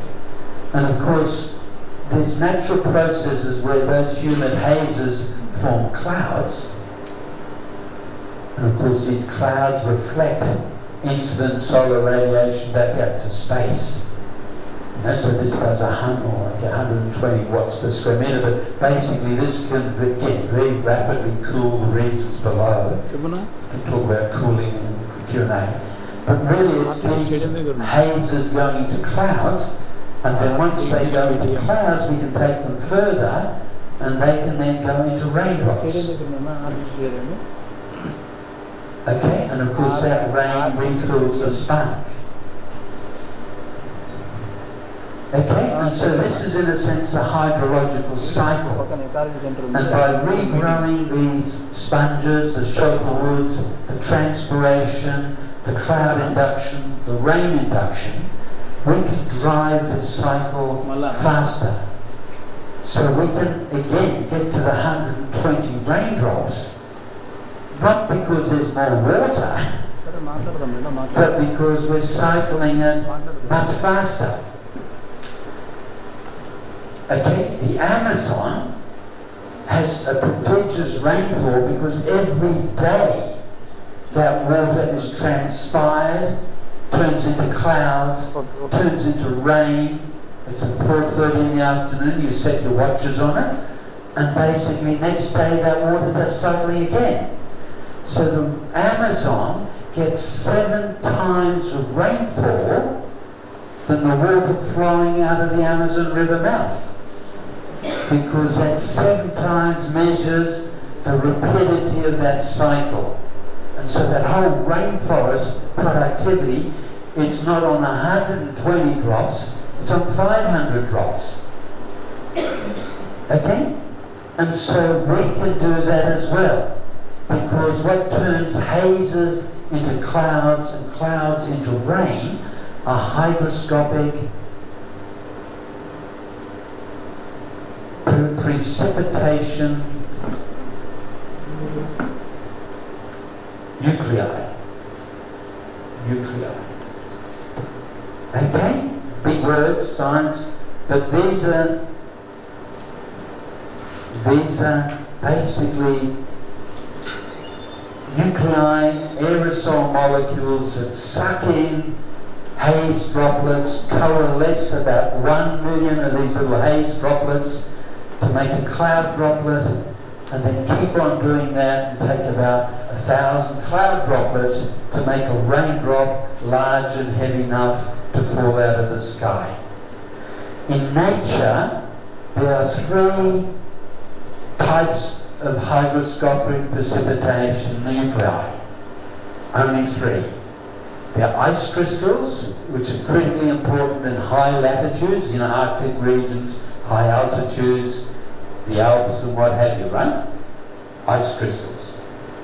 There's salts over the sea, and as we've already said, hygroscopic salts absorb water, and so over the oceans we get different clouds formed from salt in sea spray. Okay? But over land, particularly over tropical land, over the Amazon, and by far the most effective hygroscopic are bacteria. Bacteria produced in the stomatal cavity of trees. Okay, so there's a leaf, there's little stomata, that's where the water vapor and the CO2 exchanges, and basically they are also releasing these bacteria called Aerobacter orogenes, these bacteria that then form these hygroscopic precipitation nuclei.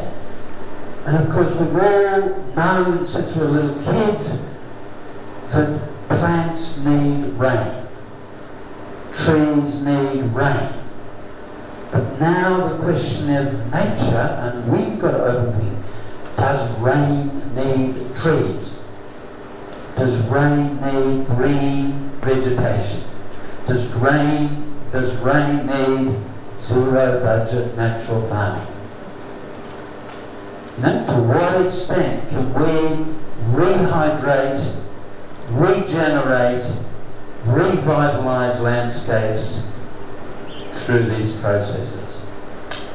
Now look, I might stop now, and there's a lot of details and questions perhaps, and so then we could sort of explore those, because I'm very keen to fill in as much as people would like.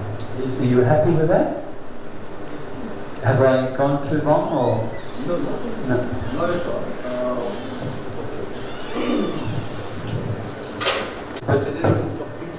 Oh yeah, and we can fill in all the bits, all the questions, and also while you're eating, you're digesting, not just your food, you've got to ask the hard questions. Really hard questions. Yes? Yes. Okay. Is that okay? We break for lunch. While you're eating, you also digest what you learned, and there is some more to complete this process, and then you be ready with your questions. Okay, thank you very much. We lost track of time. No, it's I okay. didn't know it was 5 to 2. Yeah. Should have gone on like this for some more time.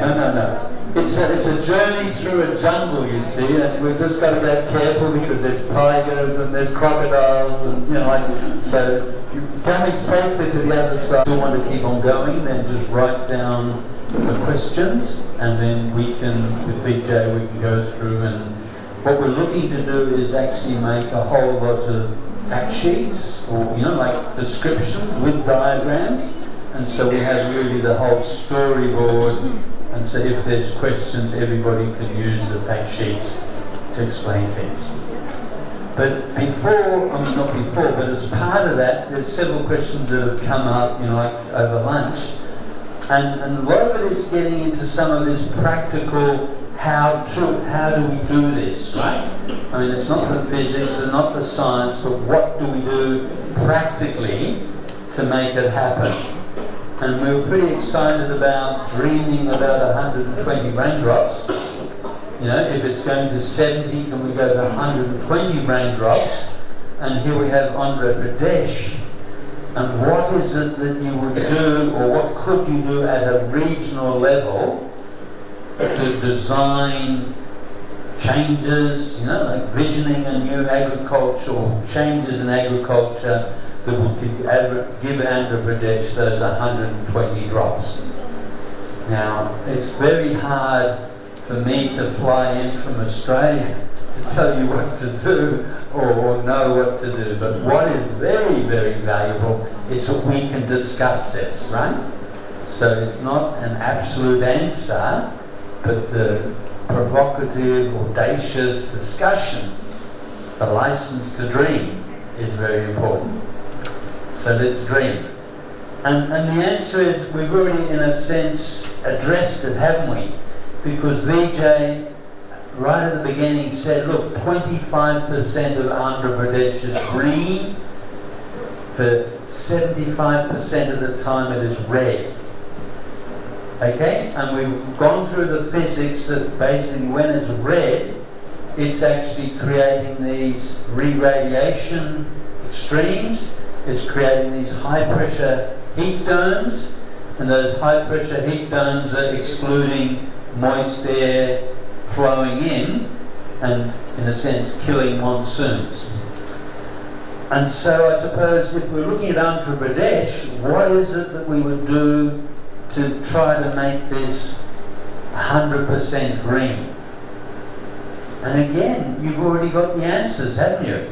Because if we're now looking at our shelter woods, okay, if we're already looking at, okay, how do we now rebuild?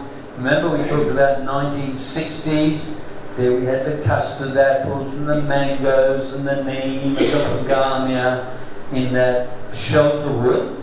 How could we design a forest, shelter wood, agricultural, agroforestry that will give us that shading and cooling and latent heat effects, stop a lot of the evaporation, and to what extent would that actually really keep it cooler and moister and enhance the 120 drops?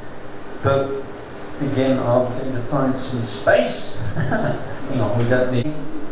When we're looking at a shelter wood, we're really growing now alley forests. You know? So we basically might say, look, here are 2 or 3 rows of trees, just say 6 meters, 8 meters apart.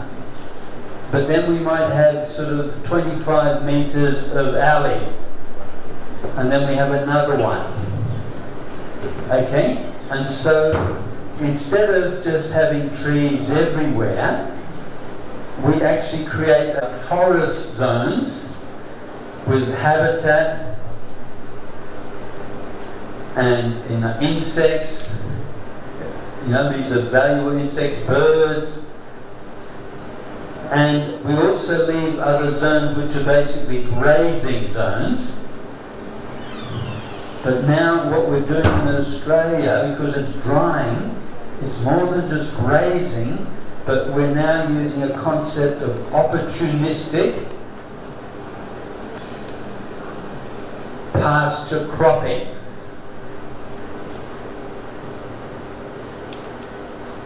And we've got some case studies, and Vijay has a copy of them where, explain some of these things. But see, we're going to have periods where there's wet periods and then very dry periods. And instead of saying we're cropping everywhere every year and we've got red soils where we're cropping, we keep a lot of our country under grazed pasture. But when we have a wet year, we can bring animals in, use the animals to prepare a seed bed, turn a lot of that top of the pasture into biofertilizer. We can then sow in pelleted crops into that seed bed, and then we can grow that on the soil moisture, harvest it at 12, 14 weeks, and then bring the animals back in to eat the stubble and the grass. And we may not go back there for 3-4 years, depending on the moisture. So instead of having crop area and forest areas, and always cropping and monocultures, we've got a much more flexible, adaptive, opportunistic ecology. Okay, and at the moment in Australia we crop about 25 million hectares every year for wheats and sorghum and other crops. But basically we could do this over 200 million hectares through opportunistic pasture cropping. But at the same time we've got these trees, which of course also producing fruit and nuts. Okay? And so we've got these shelterwood agroforest, but they're all integrated. They're all value propositions, capturing value all the time. These are also extremely valuable because these trees aren't just harbouring biodiversity and insects, but they're also harvesting, as we heard, they're harvesting moisture. They're stopping wind scour, they're stopping evaporation. They're harvesting dust. The dust is a high nutrition topsoil. It's rude to say it, it's terrible to say it for your neighbours. Okay? But you could be building centimetres of soil in a year from harvested dust. Every year globally, 5 billion tonnes of topsoil goes airborne into dust aerosols. And it all comes back down again. But you can harvest that in your thing and you're getting nutrients, you're getting soil. It's got bird life, and the bird life and the insects are very, very valuable in biologically controlling any pests and diseases there. But also the birds and the insects, they're very efficient. They eat leaves and other things, forest leaves, and they turn 50% of that into excreta, into nitrogen biofertilizer. So this biodiversity is actually driving fertility across the whole system. So between the dust, the biofertility from insects, birds, the opportunistic grazing, you can have a very, very much more productive ecosystem. But more than that, it's much, much more resilient, adaptive to climate extremes, as well as harvesting those 120 raindrops. So these are the sort of experimental trials and innovations that become available in Andhra Pradesh. The same thing applies. The same thing applies when we were talking about this question. You see, the thing is action. Well, what is the action? How do we do that? How do we nucleate more rain? Because yes, if the 120 drops are critical, going from 70 to 120, what is it that we can do to do that? Now, we already know that these things are produced by the stomatal cavity of these hygroscopic precipitation nuclei produced by these trees, right? And so here we are, we're really putting trees into these shelter woods. So how much of these are actually putting nuclei into the air. Now, I'm sure nobody knows exactly what number of trees, of what species, of what age and what distribution you need for restoring rainfall. Okay, that's a little bit sort of, we haven't done that work. But actually it's quite interesting because when you read history, we're not the first to think of these things, right? Alexander Humboldt in the 1830s, a German geographer, geophysicist, very, very bright man. You know, he was looking at the Amazon. He was looking at, yes, this is what the Amazon must be doing. And then Louis Pasteur in 1870, he's the man that sort of basically isolated these bacteria from the air, and he called them Aerobacter. Obviously, that's aerobacteria. But then he called them Aerobacter orogenes, and orogenes in Latin means I don't know what they're doing there. Okay, so what are these bacteria doing in the air? And he did lots of experiments. He went to the top of Mount Blanc. Hey, so these from that, you're from that, so there you know that, Mount Blanc. And he collected, they're everywhere in the air, right? And they're, in a sense, very important. But then in 1870s, this gentleman, Charles Darwin, and Hooker, who was the president of the Royal Society in Britain, they did an experiment, a wacko experiment, Paulie, wacko. And they sort of said, well, could we restore rainfall? So they went to a little island in the middle of the Atlantic Ocean, which the British had exploited and degraded as a naval reprovisioning post. They put goats on there to feed, to put onto the ships to give fresh meat. But of course, you know what you put goats on an island, what the goats do to an island. And so Ascension Island had been really badly degraded. So they sort of, and basically with that degradation, it had lost its rainfall. It had turned like the Canary Islands into semi-arid scrubland. And they sort of said, my goodness, the Atlantic Ocean hasn't changed. It's just this little island, it's only 20 kilometres by 8 kilometres. Could we restore rainfall on this island? And they did an experiment. There are two mountains on Ascension Island, not very big, about 1,000 feet high. And one of them they left and they called that Bald Mountain.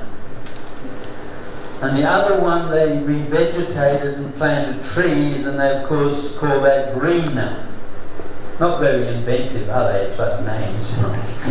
You could have called it something better. Okay, and this is in the 1870s, so they've got an experiment with a control next door in the middle of the Atlantic Oceans, and guess what? Green Mountain now gets 20%, 15 to 25% more rain. Okay? There you are. BJ was asking where's his 20% more rain? And Charles Darwin and Hooker had showed. I thought the Charles Darwin and Hooker experiment was because of the Rapa Nui Island. So because of the Rapa Nui. To Rapa Nui, on the East Island in the Pacific, and yes, they were looking at the same thing happened, because Rapa Nui, again, they took all the forest away, they lost all their wood and all their fishing, and then the whole population crashed. But the question too is, could they rehydrate? Absolutely. But we've got a problem now actually on Green Island, because some of the species that Darwin and Hooker used were of course exotics.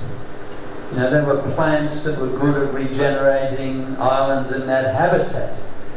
But there's some ecological purists who say these are weeds because they're exotics. So we now have to clear Green Mountain because they're weeds. But of course some common sense has prevailed to say, no, look, we can live with the weeds. But the message was the rainfall had increased so well that the weeds were spreading, the forests were spreading. So here was nature colonizing beyond the experiment on Ascension Island. Green Mountain was getting bigger, and that's where the weed story came. So look, there are ways we can do it. There are the question of, yes, the best way is to look at these, dream these ecosystems. We have to do the trials, what species, what density. We certainly have hard evidence. When we clear forests, we lose rainfall. We also have about 10 different case studies around the world where regeneration has been effective, scientifically verified, increasing rainfall. Okay, but again, this is evidence, but it's not absolute proof. And then people will ask the question, what species of trees, what density, how many, how much rain can you guarantee? And we simply say that's nature's prerogative, that's not ours, we're just humble humans. Okay, but the 120 drops is doable, and it's verified in nature, it's verified in science. Okay, so that was one of the questions that came up. What could we do on Andhra Pradesh in action? And if you really bring it down, have a discussion. So you've never had the opportunity to plan, to vision, to dream those things. But think of VJ's 100% green. Think of these sort of new, redesigned agricultural ecologies of shelter woods, alley forests, fruit forests, opportunistic grazing, really integrating new ecosystems. And this is world leading. There are literally 6 billion hectares of semi-arid, savanna, tropical lands that desperately would benefit from these sorts of ecologies. And Andhra Pradesh, certainly, you could be leading and benefiting doing that. Okay, so that was one of the questions. Is there another pressing questions from the audience?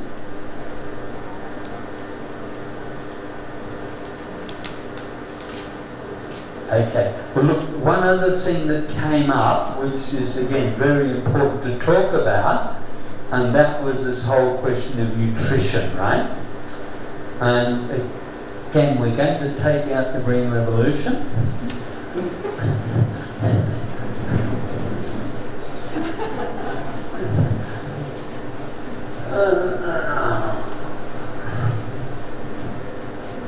It's sticky. That's all right, we get better. And that's okay, it's me, persevering.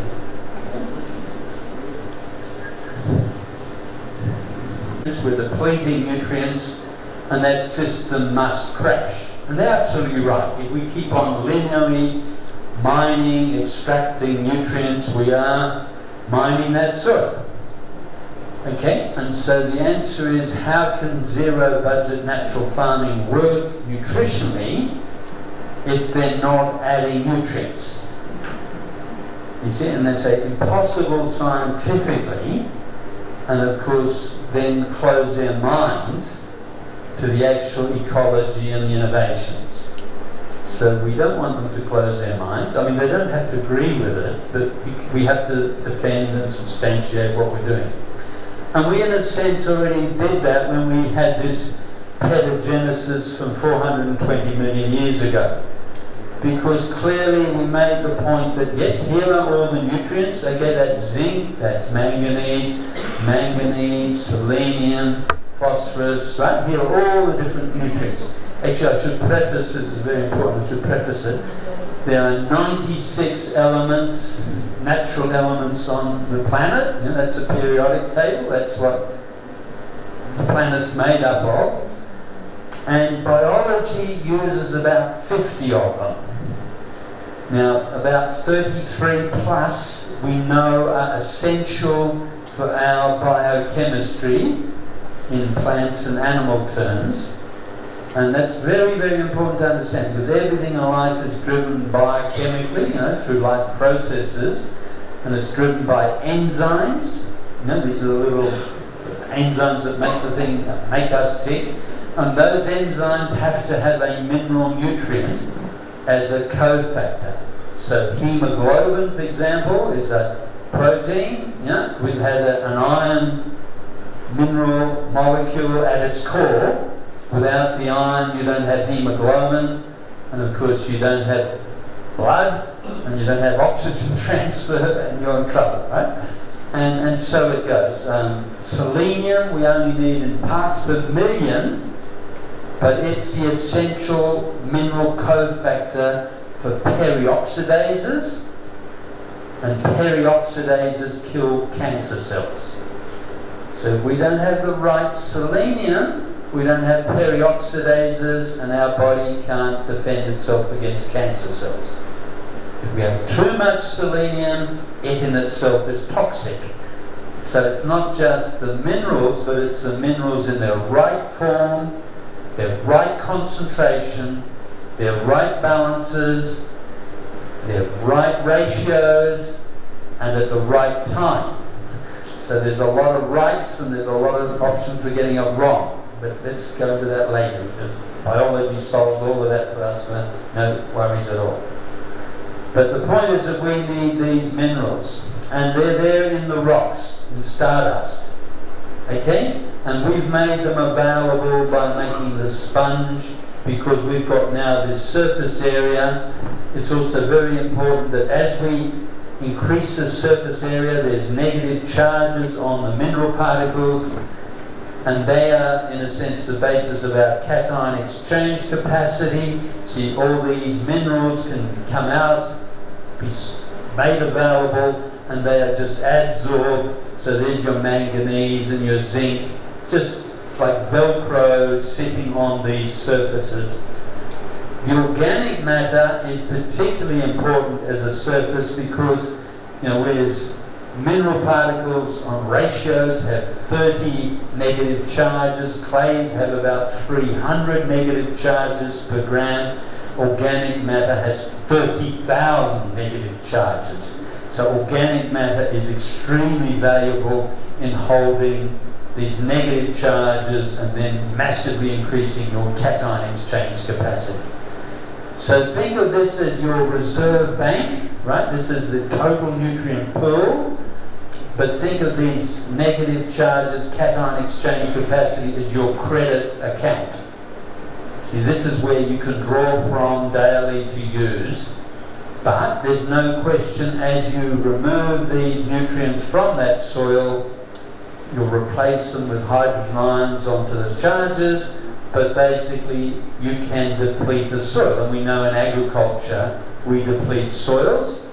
And in fact, the history of archaeology, the history of civilizations, most civilizations have only lasted for about 300-400 years, and then they've collapsed because they've mined their soils.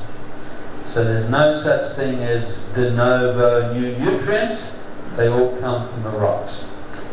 But we have two basic things. Okay, so this is our total nutrient. We have now the available nutrients. And then we have another thing which is the cycling of nutrients. Okay, and so these are in a sense the strategies where zero budget, natural farming, regenerative agriculture in a sense changes the whole biofertility of soils.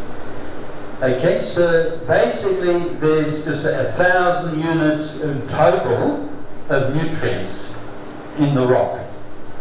But 99% of that is unavailable, right? Is locked up, unavailable. Okay, so we only have basically, 10 units of nutrient, don't we? So we've got 10. But if we make a sponge and we create that cation exchange capacity, we may be able to bring that to 500 nutrients. Okay? By solubilizing this, making it available, holding it in the soil. So we can massively increase the biofertility by these biological soils. And that's how a rainforest functions. See, it's taken the Amazon, it's got miserable soils. Oxisols, latisols, iron oxides, aluminium oxides. And very much in this game, most of the nutrients are not locked up. Shifting cultivation only lasts for a couple of years because all the nutrients get locked up again, and it's only when you make them all available through microbiology. So it's important to make the point that all this availability is done by microbes. Okay, and it's a role, the microbes function in fixing, solubilizing, accessing, taking up, and cycling nutrients. And that governs the availability of nutrients, all those microbial processes. And of course, zero budget natural farming, by stimulating those microbial processes, stimulates this availability. Okay, so it's not adding nutrients, it's just taking them from a total pool to putting them into that available pool. But if we are taking 50 out every crop, there's no question that after 8 crops, we're going to be on our knees.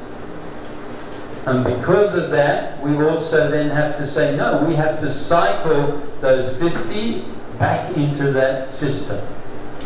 Critically important, right? So we have to bring that nutrient cycling. Now that 50 is going out as food, and that food gets eaten and that turns into excrement. And of course that excrement is dangerous if it's not managed, if it's human excrement, but if it's managed well, it can come back as biofertilizer.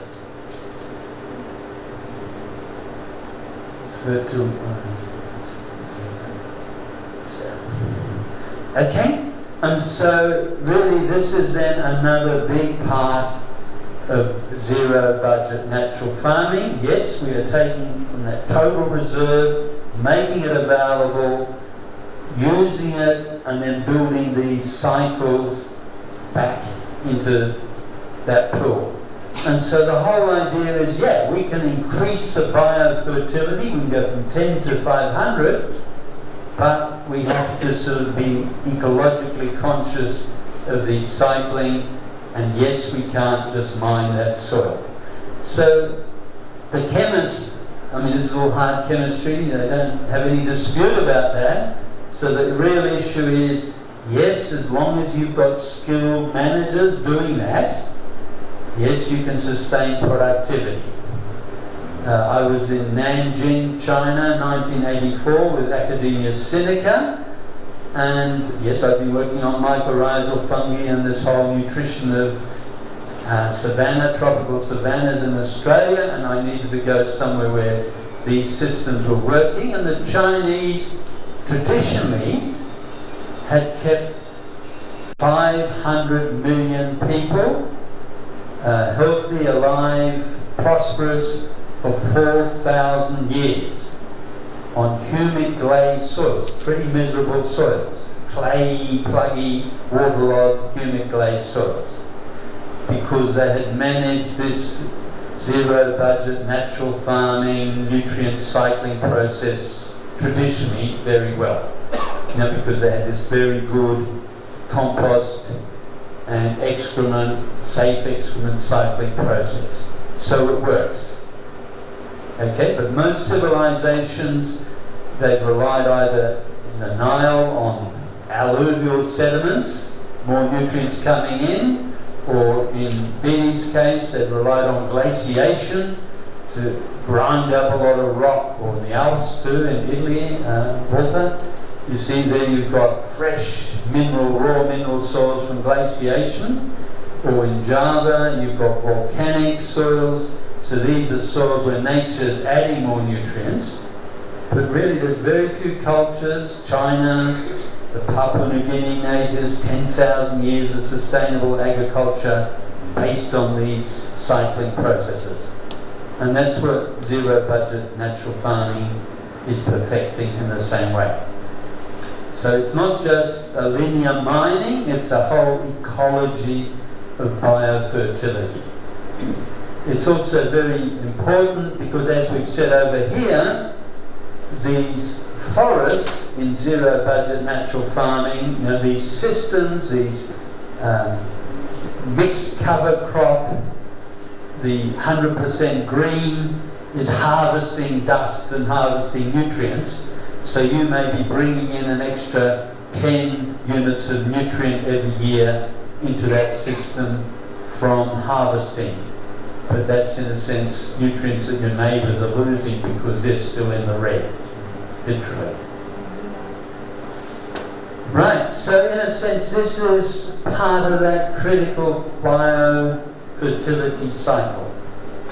It opens up another chapter that was again raised at lunchtime, and it's the issue of how do we not just grow better foods, but how do we grow, how do we create and capture value from this agriculture to, in a sense, revitalise the economic and social health of these regions.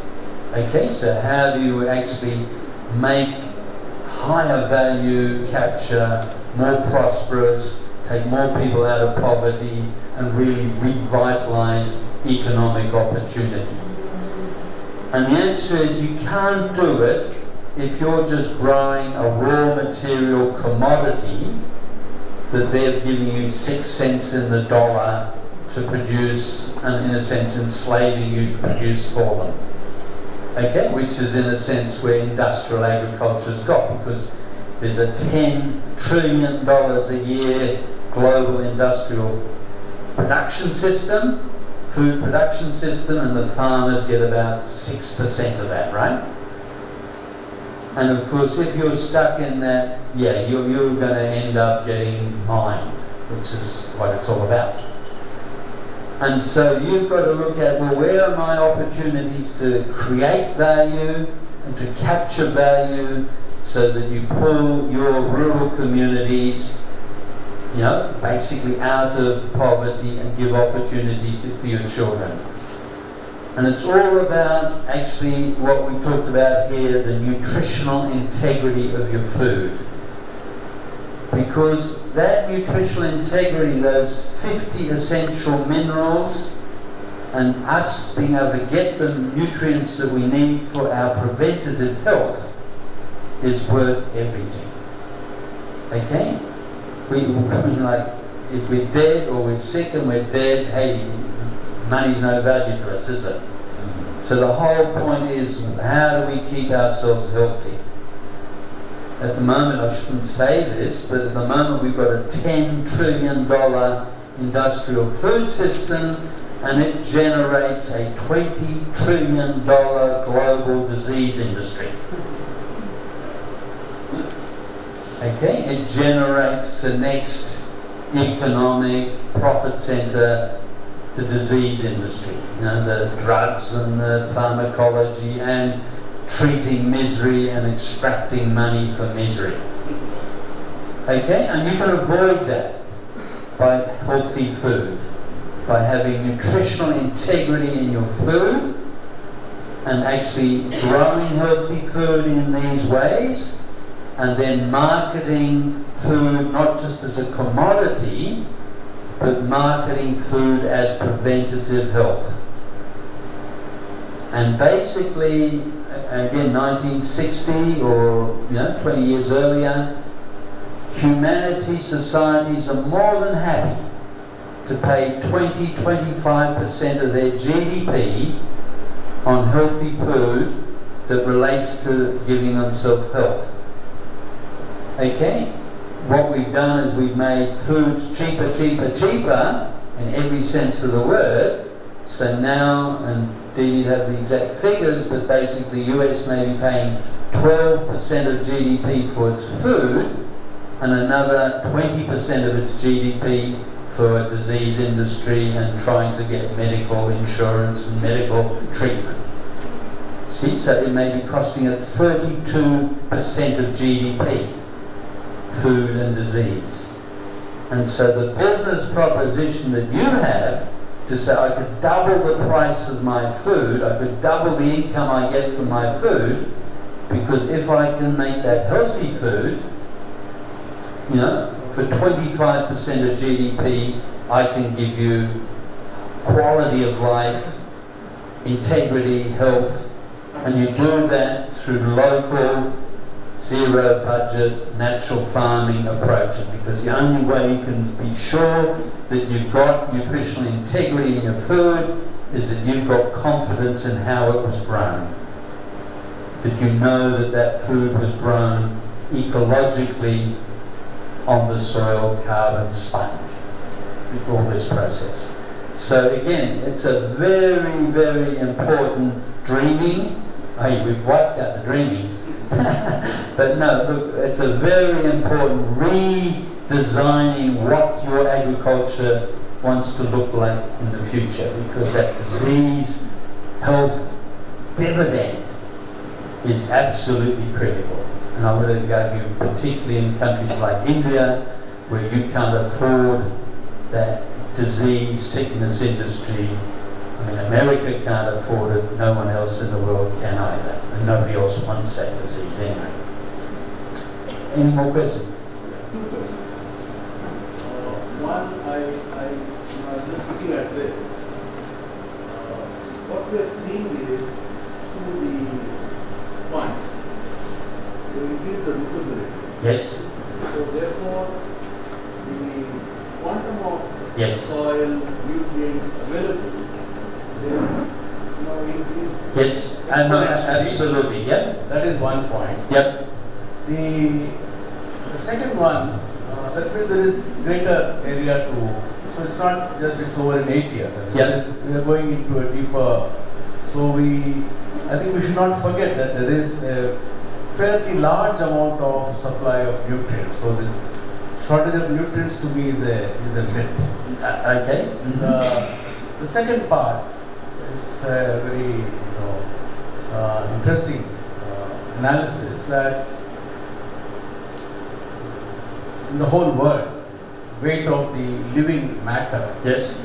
is, I don't know how they do it, estimated at 550 gigatons, Yes.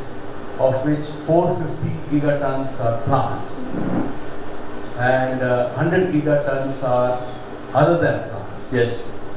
And of this, 93% are invisible. Yes. And only 7% are visible animals like us, Yep. Yep. like wolves, dogs, fish. Yep. And human beings weigh only 0.1 Yes. gigaton. So I think the whole recycling of nutrients is anyway happening in a very, very, very different way. Trees are falling, the animals are dying, Yeah. they're getting. Yeah. So I don't see that as really such a huge constraint that we need to worry about. That is my thinking. Yeah. Okay. Third point is if it will help us if the difference in the nutrient absorption when in a green revolution concept, when you are putting inputs versus the Jehne process of or regenerative agriculture process of getting the nutrients. I was fascinated by the amount of negative charges on the SOM versus clay and minerals.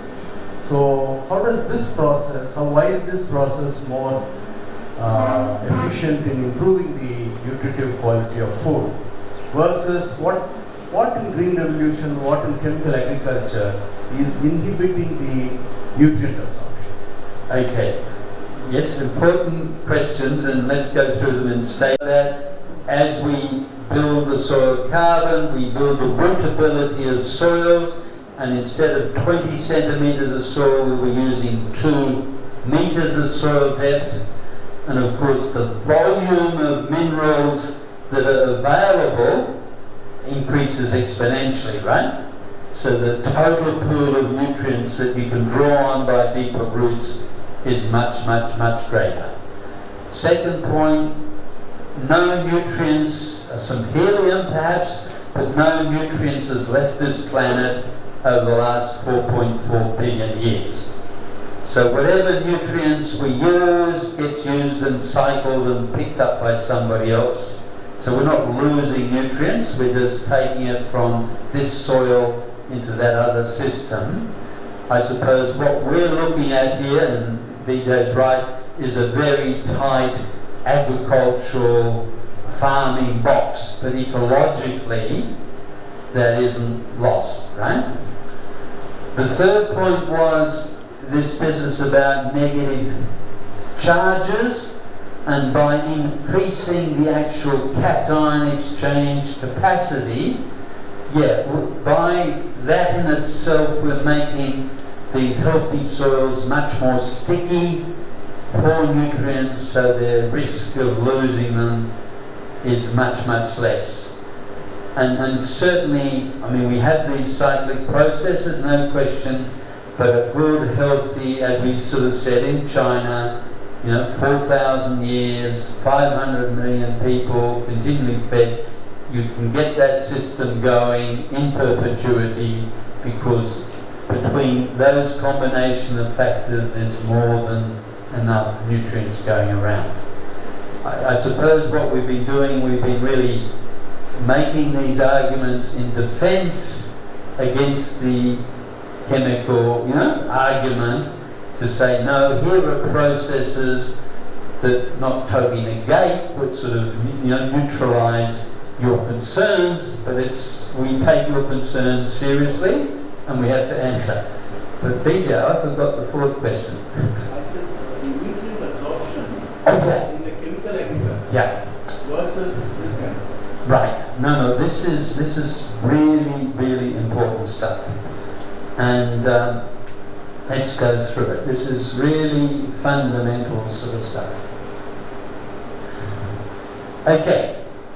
And this is really, again, with respect to the Green Revolution, so please don't take me badly, but this is really the frontier for health. We basically, in nature, for the last, like 420 million years, relied on a system where there were roots. And of course we knew that these roots had these mycorrhizal fungal hyphae proliferating out through the soil. And you're all sitting down, that's good. 25,000 kilometers per meter cubed of healthy soil.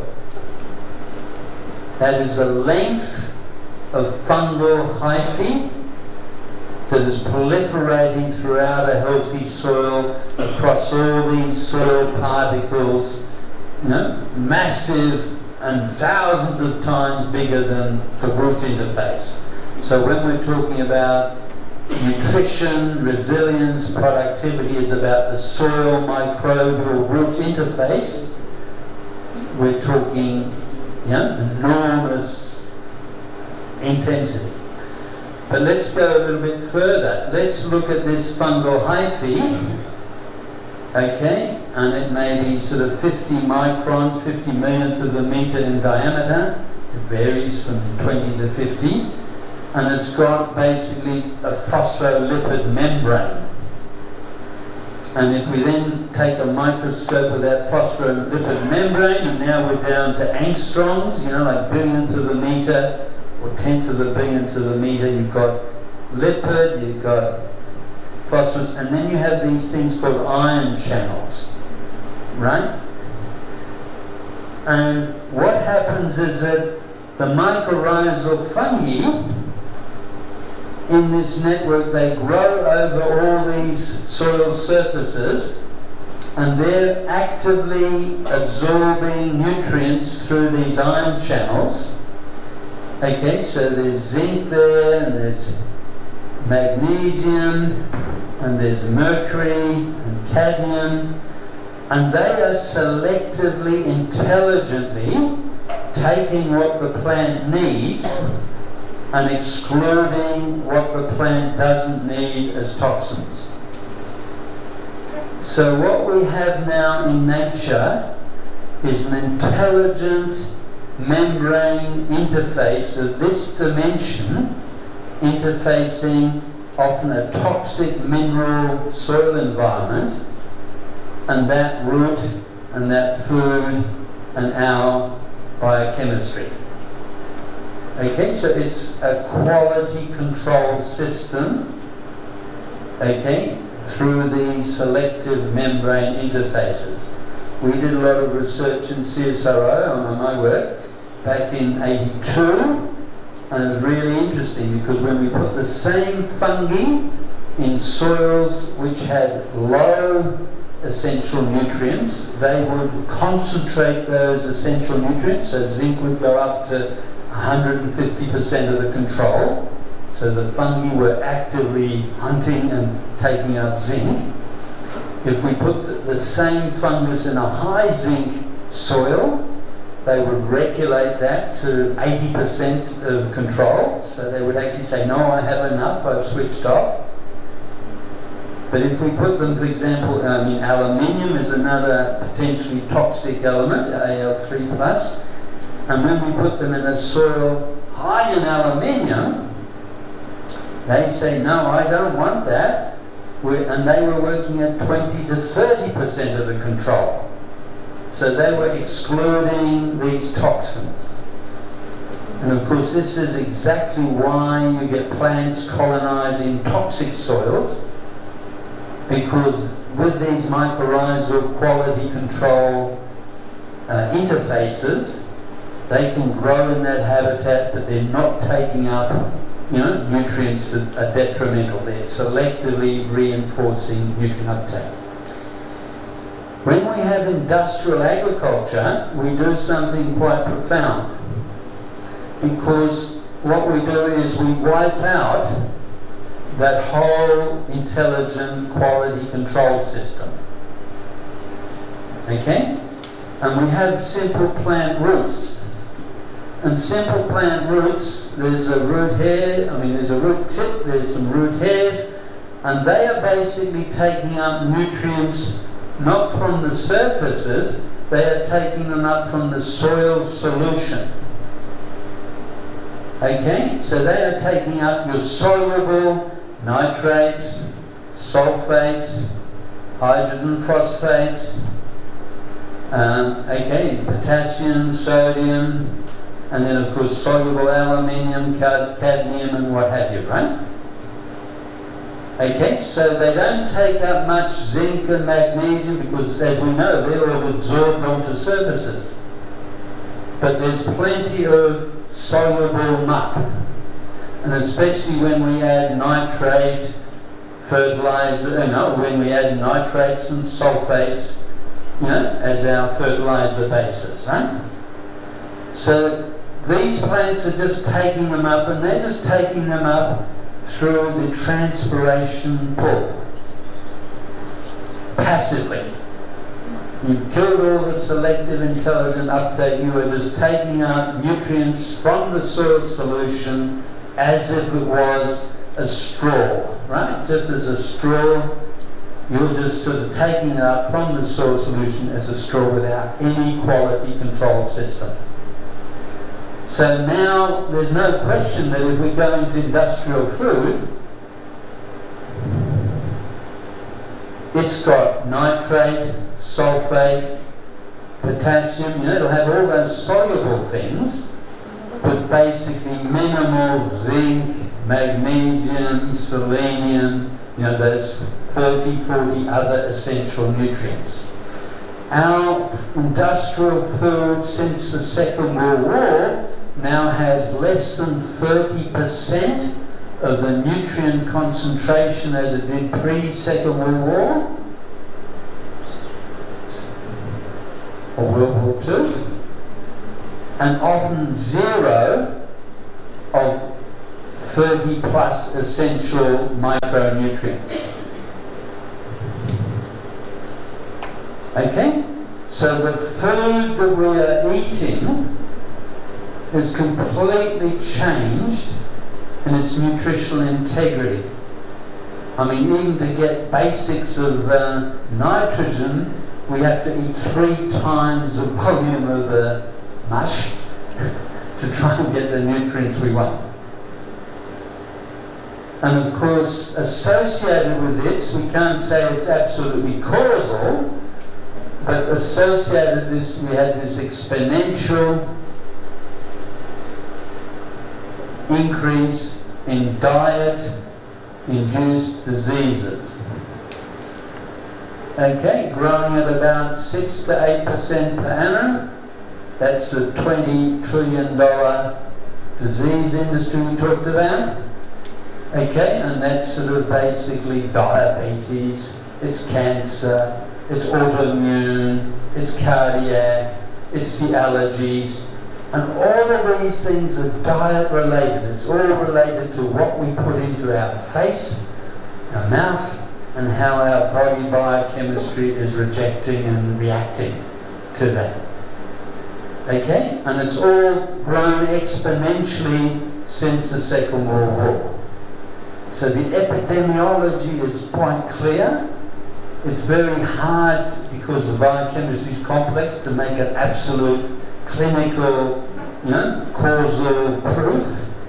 But Linus Pauling, 1950s, Albrecht, Howard, everybody, the evidence is clear. 90% of our preventative health relates to our the nutritional integrity of the food we eat. So when it comes to this question of value capture, growing healthy food in ecological ways, zero production, zero natural farming systems, zero input natural farming systems, where we know the nutritional integrity of how the food is grown, is actually a critical point of differentiation. This food compared to healthy food, because you're working with completely different biochemistries, completely different nutrient uptake processes. Sorry that's a long answer, but it's very important. Can I follow up with a Yeah. question? So not all soils are created equal. Not in quality, not in practice. No, all soils are created perfect, and it's just us to have to realise that, look, this is what that, it's a bit like human beings, there's nothing, so they're all there, they're all unique, their own soil, and now the question is what's limiting it, and how do we use it, manage it, and enhance it? I mean, algae soil and litho soil are Yeah. very different phase Sure. concentration. Yeah. That's what I'm getting. Yeah, I know. So, if we have two different kinds of soil, let's say algae soil and litho Yeah. soil, give it some. How, I'm growing the same crop in both places. How would I meet the trace element demands in the cases with the nutrient cycle naturally? Okay, well look, generally, very good. Generally speaking, you see, you don't actually have to say, I'm going to change the soil, because if you're growing it with this interface, you're saying, okay, if I can grow healthy plants in that soil with its symbiotic interface, I can rely 90% plus on that interface, in a sense, doing that regulation and nutrition. For example, we grow wheat globally in a vast range of soils. Clays, chalk, sands, vertisols, etc., etc. And the mycorrhizal fungi, which wheat needs, without wheat, and without the fungi, the wheat doesn't grow very well. I mean, industrially now we're growing it because of fertilizer, but naturally, see, that was in a sense regulated. Same goes with rainforests. We have rainforests in Queensland on sand dunes, just crushed silicon dioxide, from very fertile, and the Amazon oxisols, latisols. Again, we have a whole lot of different soils, and again, they all depend on that mycorrhizal intelligent interface. So you took the example of wheat. Yeah. Wheat is endemic to Mesopotamia, the time we saw this. Yes, that's where we bred it from, but the gramineans, So based on radiative adaptation, endemic to that area is evolved specifically to those conditions. Yeah. Nowadays, about 60 to 70% of the crops that we grow anywhere in the world is not endemic. No, I It's agree. introduced. I appreciate it, yeah. So they have different biology, different needs. Forget nitrogen, NPK is No, I understand. NPK is easy to understand. Yeah. But when you're talking about zinc and boron, when you're talking about cadmium, Okay, well what generally happens is that basically they've got, suites of their own mycorrhizal symbionts. So not just wheat, but here are the grasses, the gramineae, here's the suites of the things. And they're reasonably promiscuous, right? So it's not, there's some specificity, but they're pretty promiscuous. And so it's a bit like, if I look at it like here's a hand, and it's pretty useless as a hand. But that hand with intelligence can make 50 different tools, and I can pick up a hammer. And I can then use that hammer in all sorts of different situations. And the same with the mycorrhizal fungi, right? So here is the plant, here is a genetic extension of that potential, and I can apply that potential in many, many situations. So it's not that endemic specific. I mean, it's not that, that only one organism in this site is affected, that exclusively, right? So my question was, the initial question was, if a certain element doesn't exist in that soil, Yes. and we're trying to nutrient cycle Yes. through Okay. natural process, Yes. how do we do that? Okay, all right. Okay, so there are situations, very rare, where because of extensive weathering, there may not be a nutrient in that soil, and we certainly have some of those in Australia, where there's soils that have been there for 80 million years, leached, and they don't have copper, and therefore they couldn't grow legumes, clovers and stuff in agriculture. They had natural vegetation, but basically they didn't have anywhere near enough copper to grow legumes, and so we had to put parts per million of copper trace elements into those soils. I suppose VJ's point applies though too, that yes, those clover may not have been able to grow, but the native plants with much deeper roots were getting sun, and they were cycling enough, but that system was limited to those mallee heathlands, which weren't productive agriculturally, and so we were able to lift that.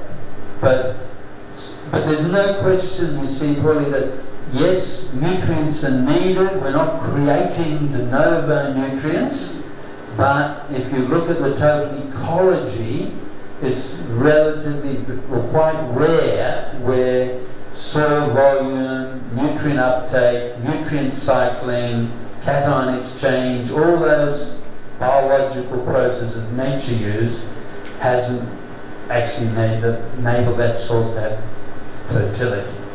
It's actually quite interesting in nature then.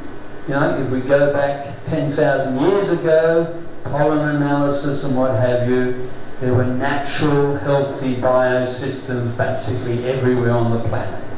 The Sahara Desert was a savanna woodland, etc., etc. And do you understand? So nature had actually solubilized, built these nutrient cycles and driven them.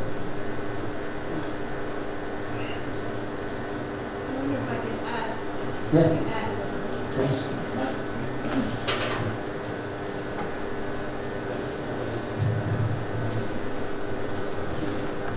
But when you have the deep enough rooted plants, like a tree, it's bringing those nutrients up, and then it's depositing them on the surface through the leaves. But it's also being grazed by insects and animals that are traveling through, some of which have wings or some have legs, and they're carrying those nutrients from deep across whole continents.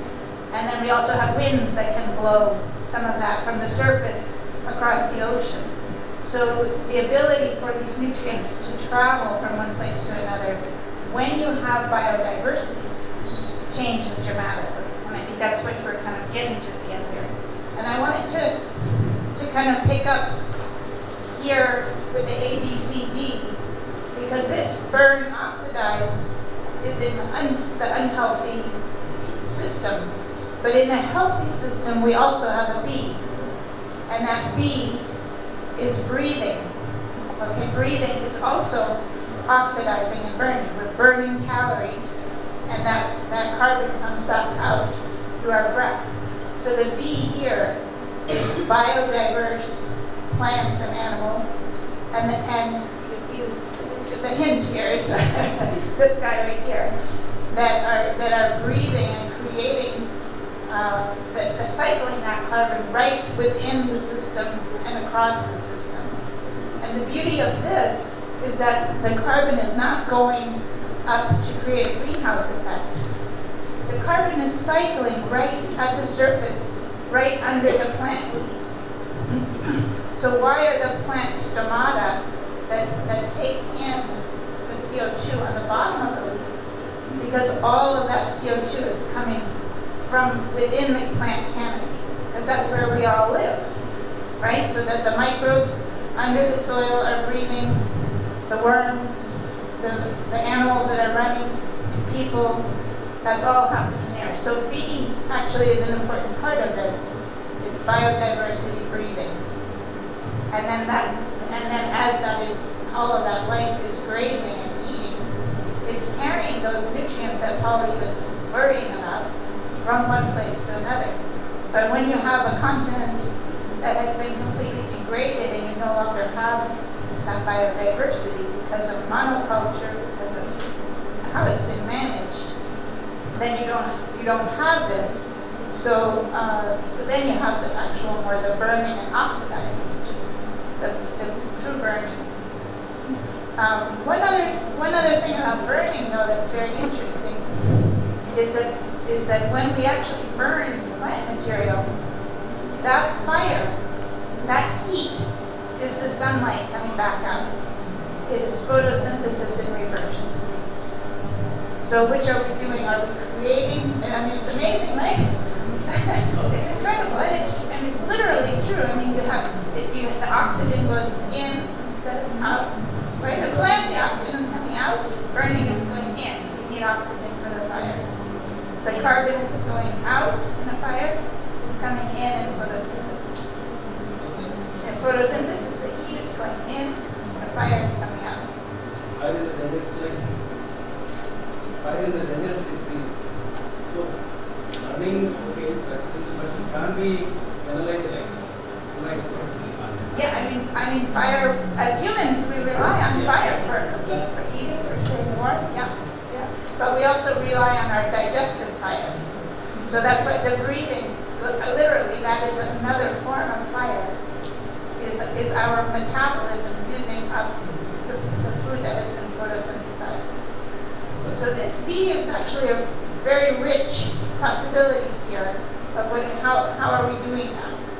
Are we doing that through the metabolism of living things, or are we burning dead things? You can have be positive and be Yes. negative. And by having taken so much carbon out of the air, we also had added so much oxygen into the air, photosynthesis. But once the oxygen concentration gets above 25%, we go into spontaneous fires. Things start burning at 25% oxygen concentration. And so then we had the massive fire between the Carboniferous and the Permian. And we had one of the major extinction events for life on this planet, because we nearly burnt all life back, and we still see the carbon charcoal layers in geology from that time. But then nature got smart and said, look, I've got to avoid these fires, so I have to evolve herbivores to eat this biomass, and as Dee says, to slowly burn it through respiration so I don't accumulate. So I'm using some of the oxygen, I'm removing some of the carbon, and I'm balancing the system. And then CO2 stabilized at 280 to 300 parts per million.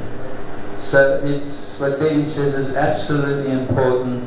We will all die if we stop respiring, but also the planet nearly died because we didn't respire.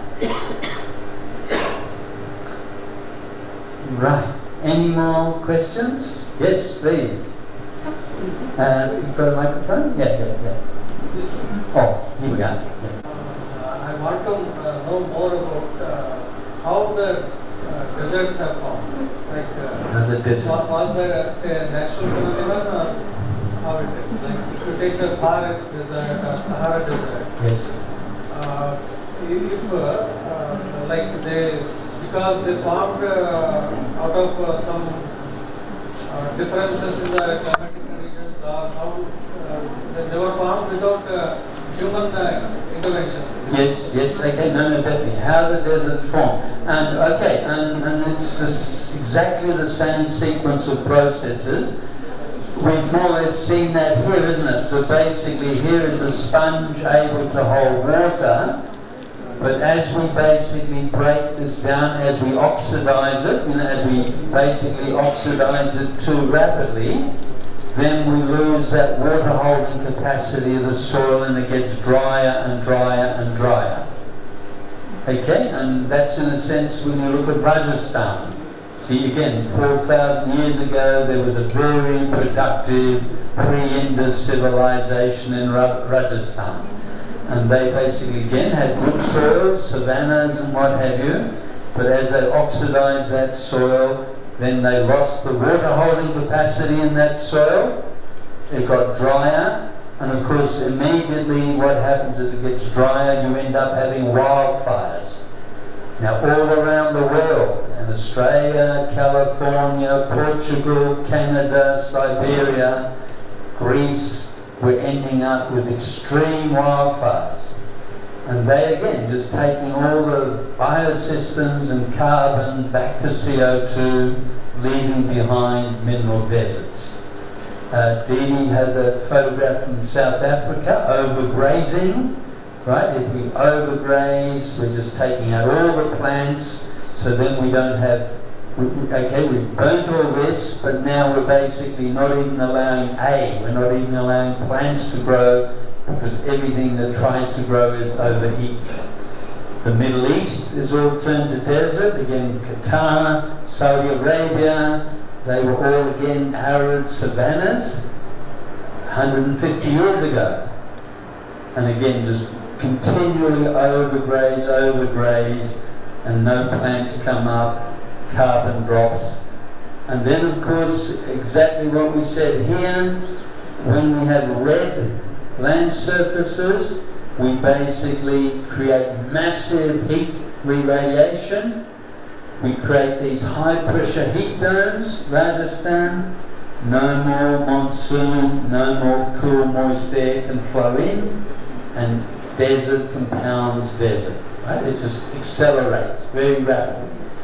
All made by us. 5 billion hectares of man-made desert and wasteland on this planet the last 8,000 years through agriculture. Homo hubris. So those deserts were also formed because of this human, not natural? Look, there are some deserts that are natural, the Atacama deserts on Chile, because they're under extreme rain shadow with the Andes, and then they have that cold current, and they've got very, very limited humidity because that water is so cold, and there's just a little bit of mist, but actually it's very, very interesting, because they had some, when the Spanish got there 500 years ago, even behind Antofagasta, in the middle of the Atacama desert, there were forest. Okay, there were acacia and legume forests living off the mist. But of course the Spanish were keen to mine silver, so they needed timber for their mine props, and of course they cut all the forests to make timber. But there was timber because the timber is still in the mines. But yeah, so there are sort of pockets in the world, which are geologically and geographically deserts, but basically 5 billion hectares of man-made desert and wasteland. The black soils, the terra preta soils in Amazonas, right? Yeah, it is, I think, one of the few examples of man-built fertile soils. Yes. Okay, what happened in the Amazon before before white man came, Portuguese came 1515 roughly. There were vast communities farming in the Amazon, very innovative agriculture systems, and they actually used to do a lot of pyrolysis, get a lot of biomass, and they would make char, like burn it with low oxygen, and then would add that char, that biochar, into the soil, and it would stimulate, created the habitat. A lot of it became their own ecological living soil system. And yes, they had pockets of them, and they, of course, they were really just also compost heaps, because on those terra preta, that's where they could put all their waste, and then that would just keep on reinforcing. So the Amazon overall is oxisols and latisols, which are high aluminium iron soils, pretty infertile. But then they had these pockets of black terra preta soils, much, much more productive, and they had exquisitely efficient aquaponic sort of systems where they grew fruit trees and what have you on these levees. They also had a lot of water hyacinths and water weeds in the rivers, which they would then take out and use to mulch and fertilize these gardens. So it was a very sophisticated. The same in Mexico, they call them chinampas, and there were these aquatic agricultural systems, very productive. Does that answer, Pali? Yeah, Yeah. yes.